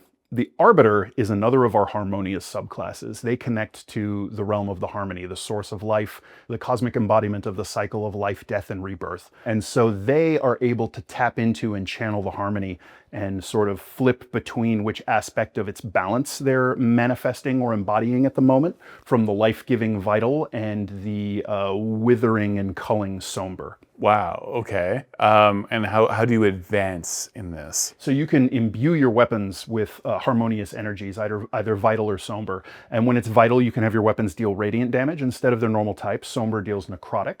And you can deal a little extra necrotic damage when you infuse your weapons with this sort of deathly essence, this culling energy. Or you can actually splash a little bit of healing to your allies as part of your normal attacks while you have your weapons charged with vital energy. Oh, that's really cool. And how do you advance when you're doing this? Like, what are some other fun powers as you level up? So you're going to one of the biggest things that the Arbiter will be able to do is start to extend their sense and control of the harmony that sort of flows around and connects all living beings. As when living things die, their souls or life energy return to the harmony. So it's really, there's these connections of it everywhere. And so they'll be able to reach out through long distances, influence people at afar, maybe drain life energy, or influence minds or decisions. That's a little bit of these aren't the bots you're looking for. Oh yeah, so is this, okay, this is sounding a little bit more coded in a very specific direction. I don't know why I wasn't picking up on that sooner. A little bit. So if you like being a knight in space. A knight or a warrior of some sort. With a laser sword. This might be the class for you. Your energy blades, yes. Yeah, okay, that's perfect. Cleric's kind of a big deal. We've got them in Neon Odyssey. What is your version of that? Yeah, so we do have gods in the Neon Odyssey setting, but we wanted to make sure that the Oracle, which is our version of the Cleric, wasn't only connected to getting their powers from gods. So we went much broader, where these are spellcasters who are communing with the various forces of the cosmos. They're calling upon cosmic powers, directly communicating with them, and they are getting their powers with the beings or entities or powers that they are directly reaching out to. And so the classic one that is the most cleric-esque, that is the Stargazer. They're looking to the stars of Agathos, either getting visions or signs from the gods, or perhaps directly communicating with the gods or their servants. And they are able to get that astral power to get insight, vision, and a little bit of divination flavor there. And then another classic fantasy that we wanted to hit is the Void Caller, almost the antithesis. They're reaching beyond the stars and they're calling to the abyssal void and pulling creatures out, these gibbering aberrations that look a little tentacly, we'll say. And they can warp and change their minion that they call and rip out of the portal of the void to serve their enigmatic goals. The next one is the Harmonious, and this is the oracle that communes with the harmony itself, channeling both the vital and the somber sides of this realm and just essence of life power. Of all of our harmony subclasses, this one is the most in tune with the harmony itself and being able to connect and sort of guide its flow directly, both to sort of channel vital life into their allies and to be able to reap with somber energy from their enemies. Our final oracle subclass is the Dreamer. That's my favorite. The oracle is really about reaching out into the galaxy and kind of finding powers from these different realms of reality. And we couldn't couldn't not have one tied to Arcadia with all of that wonderful video game flavor. And so the dreamer is able to basically dream up these figments of imagination, make dreams into reality, send their little figment to their buddies to be able to help them along and help them in combat. It's really about whimsy. There's a conjuration element. There's some fun, whimsical colors and illusions that come with this. And so you get all that fun retro video game flavor with this one. It's imagination.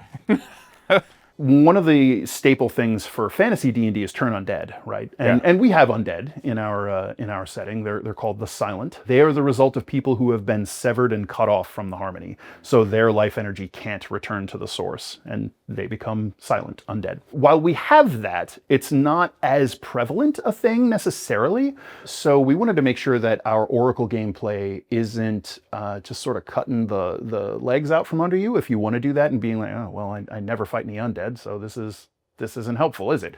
So what we have is the Rebuke Anathema is our version of Turn Undead, and we give you a list of creature types, and they're sort of cosmically coded creature types. And you can pick one, and that's the creature type that you can functionally turn. Okay, that's fantastic. In our streaming campaign, Voidbound, we have a character who rebukes aberrations, so creatures from the abyssal void. Very on theme and makes a lot of sense. Yeah. I would argue aberrations are the undead of space in the sense of that's the terror. Yeah. Right? A lot of times, sort of traditionally, they do hit that similar kind of thematic niche. Aberrations are very much the alien, but not alien from another planet, because in a galactic spacefaring society, everyone is. Alien is, everyone is, and you're used to it. It's like, we're on a new world, there's weird stuff here. You probably call it alien just because that's an easy word to go to, but it's not unsettling the way something from outside the galaxy is, and that's what aberrations are. They are from beyond the bounds of galactic reality. Yeah, let's dive into the subclasses. Yeah, so I think our first kind of, the most foundational and the one people will think of when they think of their fantasy clerics and kind of look for that analog is going to be the Stargazer. So the Stargazer Oracle, they're the ones who look to the stars of Agathos, the realm of the gods, and the barrier that surrounds the galaxy and protects it from the abyssal void outside of it. So they're going to look at the constellations, see the course of destiny and fate, draw upon that for their magic, and they form a connection to one of the 4 triads of Agathos. There are 12 gods of Agathos, broken into groups of 3, called triads, 4 of them, 12 divided by 3, blah, blah, blah. So you pick one of the 4 triads, and then you get some extra fun benefits based on the themes of that triad that flavor your power. That's a lot of choices. It is, yes. Now, there was a time where we were thinking, should we give you choices for every single god? And it's like, that's 12 options. We can't do that. But this is a very customizable subclass. Yeah, it is very flexible because you do get 4, right? You can pick one of the 4 triads. So as a for instance, if you are a Stargazer of the Beacon triad, Beacon is all about the energy and sort of passion of individuals and people, and it contains the deities of war and competition, battle, of light and beauty and passion, of celebration and joy.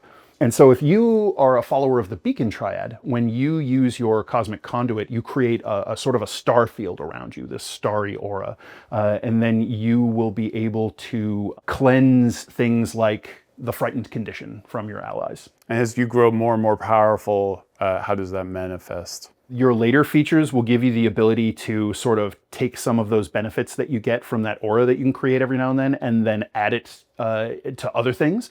And your topmost abilities will just give you just kind of a massive new feature. And all of those will be flavored to your triad. Okay. What's the next subclass? What we got? Yeah, so the next subclass in the Outrunner's Handbook is the Harmonious.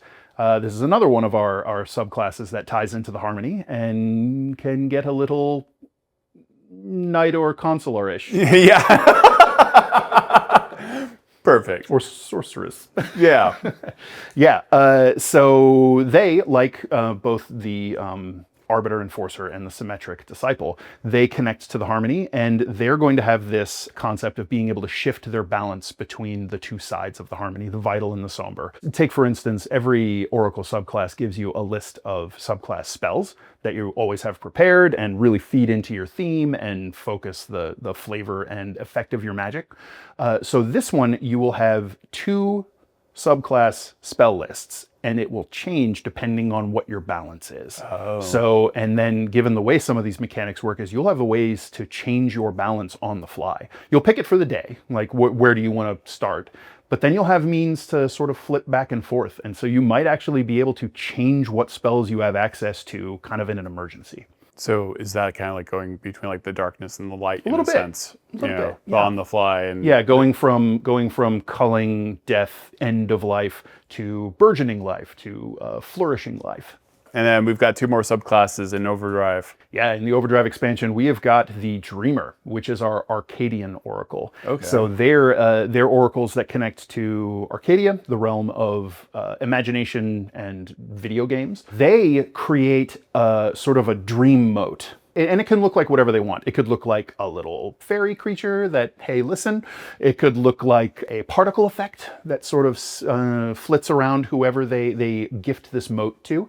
And they can give it to themselves, or they can give it to an ally. And when they give it to an ally, not only does the ally get the effects of the dream mote, but then they themselves get an extra benefit that they wouldn't get if they kept the mote for themselves. Oh, that's really interesting. Yeah. I love that. Yeah, so they're all about sort of inspiration and fostering that feeling of imagination and sort of buoying them up and overcoming things. And as you level up, what are some of the key abilities? Yeah, so they'll be able to conjure creatures from Arcadia, so conjuring digital video game flavored beings. So imagine summoning space invaders to help fight your enemies. That's amazing. Yeah, so they're a little bit of a conjuration themed oracle. And those conjurations, I assume, get more powerful as time goes on. Oh, absolutely. Yeah, and a little bit more ludicrous, Oh, perhaps. yeah. Yep. And then we got one more. We have one more.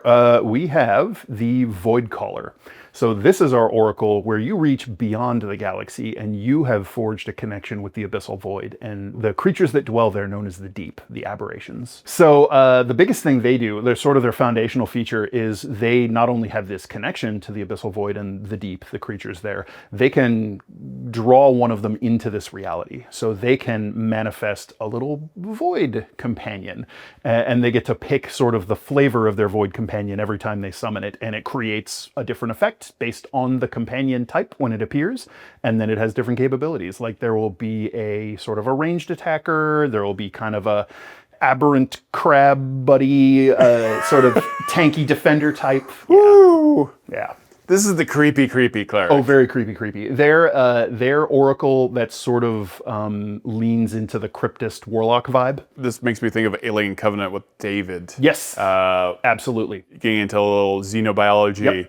Yep. So there's a lot of ways you can play that. Yeah, and being able to like communicate and have an understanding with the bizarre alien creature. So if you ever want to train your aliens, that's a good pool. That's a good yeah. pool. The Esper is essentially the sci-fi fantasy sorcerer in your universe. Can you tell me about how you captured that? Yeah, I mean, we wanted to make sure that every single Esper, no matter what subclass you are, you're able to move things with your mind, you're able to communicate telepathically. You don't necessarily need to be waving your hands around and be chanting in order to cast your spells. Espers in our setting are people that were either born with or experienced something that awakened this tremendous amount of psychic power, and their mind is able to go well beyond what the average person in the galaxy can do. And once we achieved that with the class scan of the Esper, we wanted to make sure that we were providing a number of subclasses that really made sure that you could hit the flavor of psionic that you wanted to. The 4 subclasses that we're offering really sort of run the gamut of themes and experiences. The first is the Warhead, which is your classic telekinetic, almost, not being able to maintain control and just blowing things up with your mind. There's the Psychonaut, which is your classic telepath, and you're peering into minds and you're reading thoughts and you're trying to confuse them, make them see things and almost break their minds. You endeavor to crush its mind. Exactly right. There are the Rift Walkers whose psychic energy is so powerful that they can affect time and space itself. Finally, there's the Symbiote, which is our almost kind of martial flavored Esper, where your psychic power is so strong that you are able to dominate a parasite from the void and then live symbiotically with it and bond with it and have this symbiotic relationship as you fight. And that's even like a fun role play opportunity that I think that maybe certain people like to play warlocks in D&D for, where their GM can play their patron. So you can choose to have the parasite be some unthinking, gibbering thing and you're fully controlling it. But if you want it to have it be an actual entity with a personality that needs to interact with the symbiote Esper, that's a really fun opportunity for the players that want that. So the Warhead is a volatile telekinetic psychic. They manifest their magic through telekinetic force, violently throwing things around, generating destructive energy and channeling it through their other spells. And when they use the innate psionics feature, that makes them more volatile and bleeding out this energy, almost like they can't control it. You get access to a new spell called Disruption, where you are psionically ripping matter apart at the molecular level. So it's a fun little force damage cantrip, which you don't see a whole lot of, and then they'll get to build on that in fun ways. So when the Esper uses their sort of stokes their innate psionic power and lets it go, in addition to the bonus to hit with spell attack rolls and increasing their spell save DC, they'll also get to deal a little bit of extra damage with their Disruption cantrip, and they can spend psi points to push that damage onto their other spells, their more powerful spells. What are a couple of the other keystone abilities that kind of make it feel like a warhead? So they get a really fun bonus action that lets them pulse this violent burst of telekinetic energy that ripples out from them, does damage, and throws enemies back. Well, throws everyone back, so be careful where you use it. Here's one of those theme and mechanics things. A lot of effects in late sort of recent D&D are very smart targeting, where you get to pick who gets whammed by it and who doesn't, which is cool. I love that. This is the volatile Esper who maybe is on the verge of losing control of their powers, so you don't get to pick. If you let this go, everybody who's in range gets nailed by it. So be careful when you use this around your friends. And they can do that as a bonus action, but they can also do it as part of the bonus action they do to unleash their psionic power to their full potential. They have an ability that overcharges their spells with this psychic force, where it will jump and ripple from one target to another one. So whenever they deal damage with their spells, they can sort of splash a little bit of area shockwave and do a little collateral damage with what maybe was a single target spell. So we've got the warhead. What is the other subclass that we're looking at? The other subclass that's in book 1, presented along with the Esper class skin, is the Psychonaut, and that's your powerful telepath. That's someone who is all about delving into the minds of others, forming telepathic connections, being able to speak with their mind with their allies, or whisper to their enemies if they're feeling like they want to unsettle someone. And it's important to note that one of the other mechanical changes that happens early in the Esper is all Espers are telepathic to a limited degree, shorter range. They get to boost that range quite a bit, and then eventually they get to spread that telepathy in sort of a network to multiple creatures. How do you manifest that? That's awesome. I mean, narratively, there's a whole bunch of different ways you can talk about it. You could think of it as like your Esper being the switchboard between this mental communication network, and all of these thoughts are sort of routing through and people can hear the echoes of what each other are saying. You could think of it as more of a hive mind if you wanted to go a little creepy and unsettling with it. You could do the alien bug monster hive mind, or the assimilating robot hive mind. There's a lot of fun ways you could take that. And so they interact with the detect thoughts spell in a fun way, where generally whenever you probe deeply into the thoughts of someone using detect thoughts, they automatically know that you're doing that and you're trying to read their mind. They have an ability to make that subtle to the point where you don't get to know. Yeah.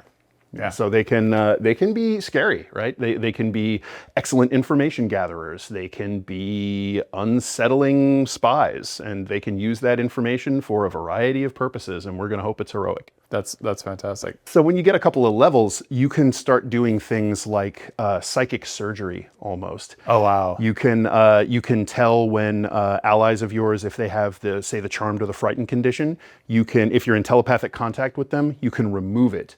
Another feature of that particular power lets you implant some of those impulses and urges into other creatures, and you get to do it semi for free if you remove it from one of your allies first. Then you can put it on an enemy. That's terrifying. Yeah. So we can also talk about the capstone of the Psychonaut. Okay, yeah. Tell me that is descriptively called Collapse Mind.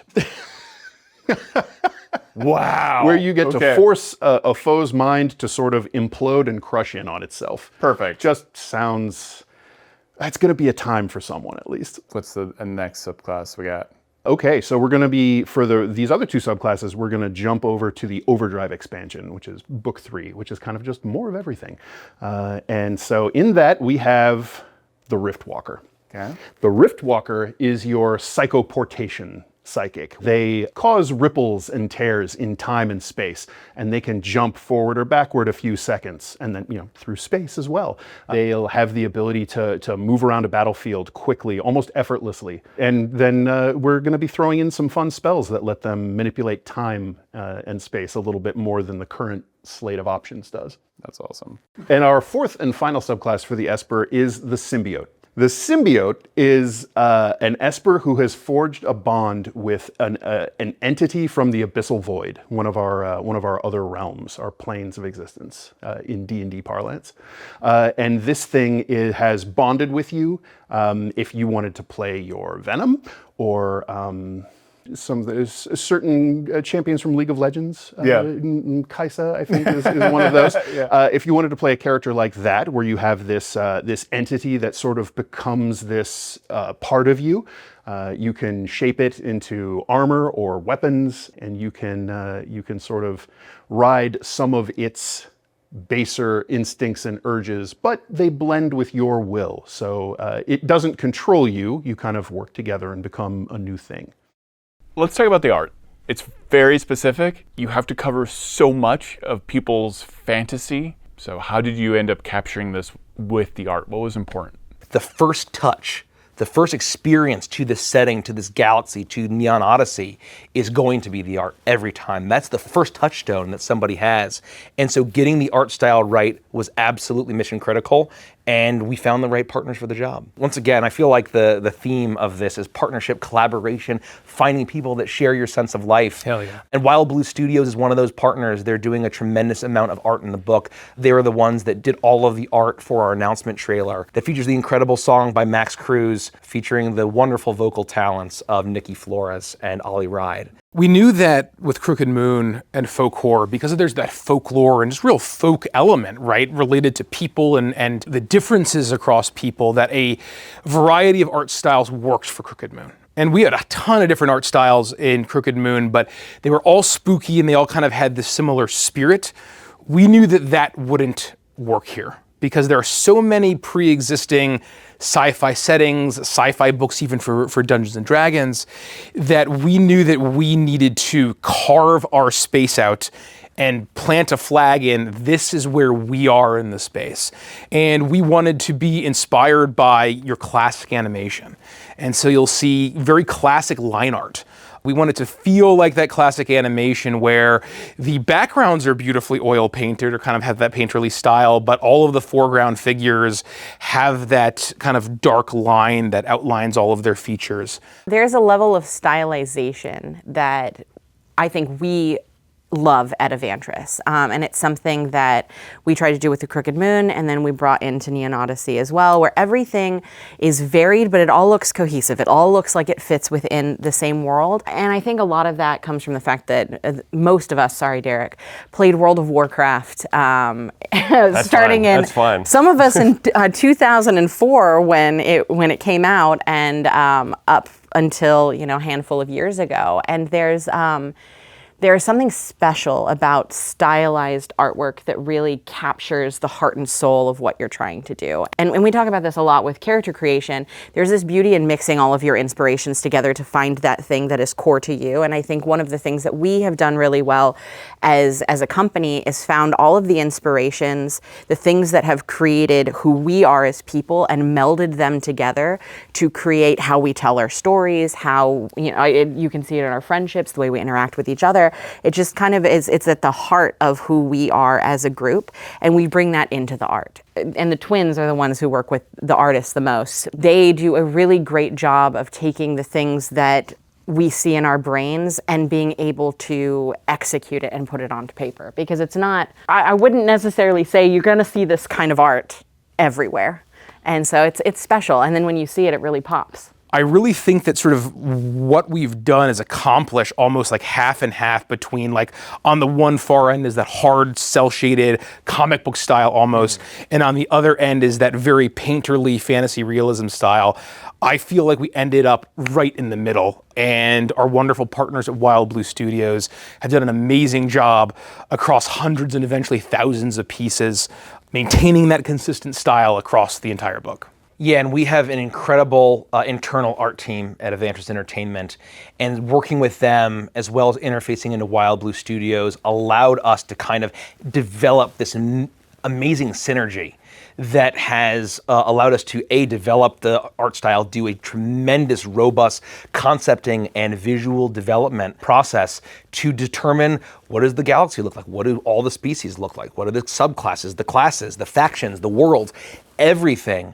We wanted to make sure that we were deliberate about figuring out what that looked like.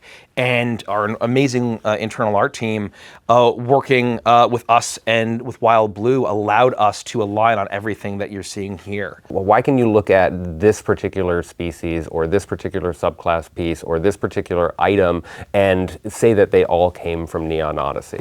That takes a lot of work and conversations about almost the meta level of the art. And we have a vision and we have guides to help us get where we want to go in terms of those things. Part of that codification is what I mentioned earlier about equipment, feeling lived in, things not feeling overly plastic. There's a little bit of grunge to it. There's a little bit, I mean, even just looking at the Rhapsody right here, you can see that there's a few weathering details between the lines that say this ship has been around the galaxy block a few times, and we love seeing that across the board. Everyone feels like they've lived a world instead of just popped into existence. And I'd say that that's a common trait across all the art in Neon Odyssey. And I think that speaks a lot to the artists that we bring on for these projects is, you can go out and you can look for artists that have 15 years of experience. And as valuable as that is, it's the artists who are willing to take a risk, the artists that are willing to try something new, the artists that have vision. That can't always be taught. And so it's not always about looking at,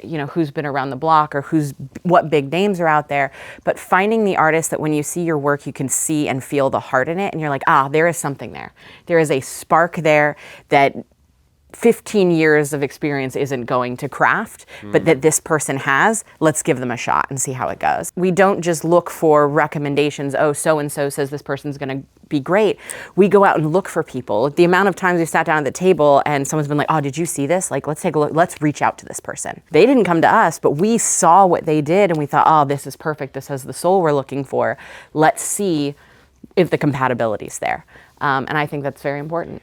These covers are insane. We've got the covers behind us right now. Like, they're really awesome. What did you have to capture? So these are the book covers. The one behind me in particular is for the Outrunner's Handbook. So there's a lot of familiarity with the Stardust Rhapsody Anthem crew. So we wanted to feature them on the front of the Outrunner's Handbook and really just put them in the settings that we're creating. Mitch at WB, at Wild Blue, did an excellent job of doing some art jams with his with his bevy of art humans, and we got to go through and just honestly pick the best of the best, right? They came up with some amazing concepts and we got to choose the vibes. Something that we don't get to share in a published book that I also want to talk through is how much iterative work there is in the collaboration creating these art pieces. There's a lot of concepting that goes into making sure that every little detail is correct. What is the correct tie shape on that collar is a conversation that will take up time, and it's worth it every time. What is the correct shoe shape? Should there be 2 pistols or 2 daggers on the hips? Those little details are exacting. I hope that we get to surface some of that concept art, because there's some amazing stuff that will never see the light of day because there was something else that just went a little bit more above and beyond. I'm very proud to present the finished artwork. It's a shame that we can only share the printed 2D image on a page that's this big, because they're huge files. And as a creative myself, and being able to work with some of these assets in creating the openings for many of our campaigns, I was able to pull them out layer by layer. The GM screen, as massive as it is not a flat image. It has hundreds of layers. Each one of those buildings you can pull out and look at and see the shape of it. It's a joy. And are there pieces of art that are your favorite? Like, what was important to capture? I'm going to say the Outrunner's Handbook, which is book 1. The cover is absolutely phenomenal, an unbelievable piece. And then also the GM screen. The GM screen is this beautiful kind of like wide mega city shot that gives you so many flavors.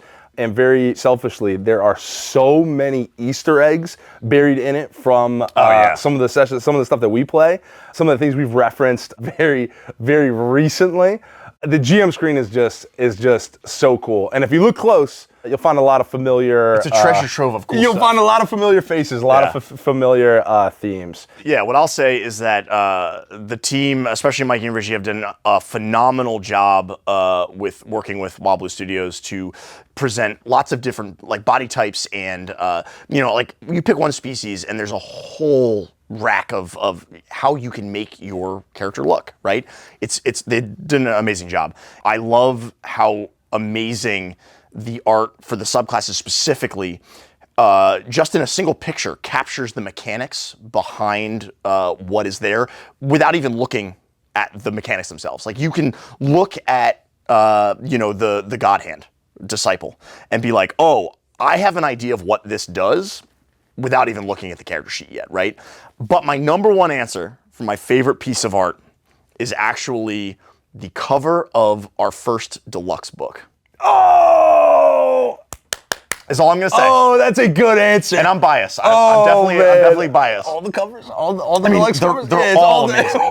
They're all perfect. The deluxe covers. But my answer is the cover of the first deluxe. That's probably just correct. Yeah. Something that I absolutely love and I leverage often as a GM is specifically the background pieces. All the different like regions, cities, plains. We talk about Arcadia, we talk about Cacophony, but the deluxe covers are pretty cool. When does the Kickstarter end? How much time do people have left? We are ending the Kickstarter campaign on June 3rd at 11:59 p.m. Eastern. So basically at midnight, the campaign ends. We will be doing an all-day stream. So we'll be streaming. We'll be doing one last rally for the end of the Kickstarter on June 3rd, trying to make this thing as big as we possibly can and hit all of our stretch goals. There's a lot of really cool stretch goals coming up. And that means you can still back the Kickstarter right now. And there's going to be stuff that is Kickstarter exclusive that is going away after June 3rd. So if anyone's interested in locking that in, especially their name in the book, they'll have to back before the Kickstarter ends. And that's all at neonrpg.com. Help us hit those stretch goals and get some really cool stuff. And freebies.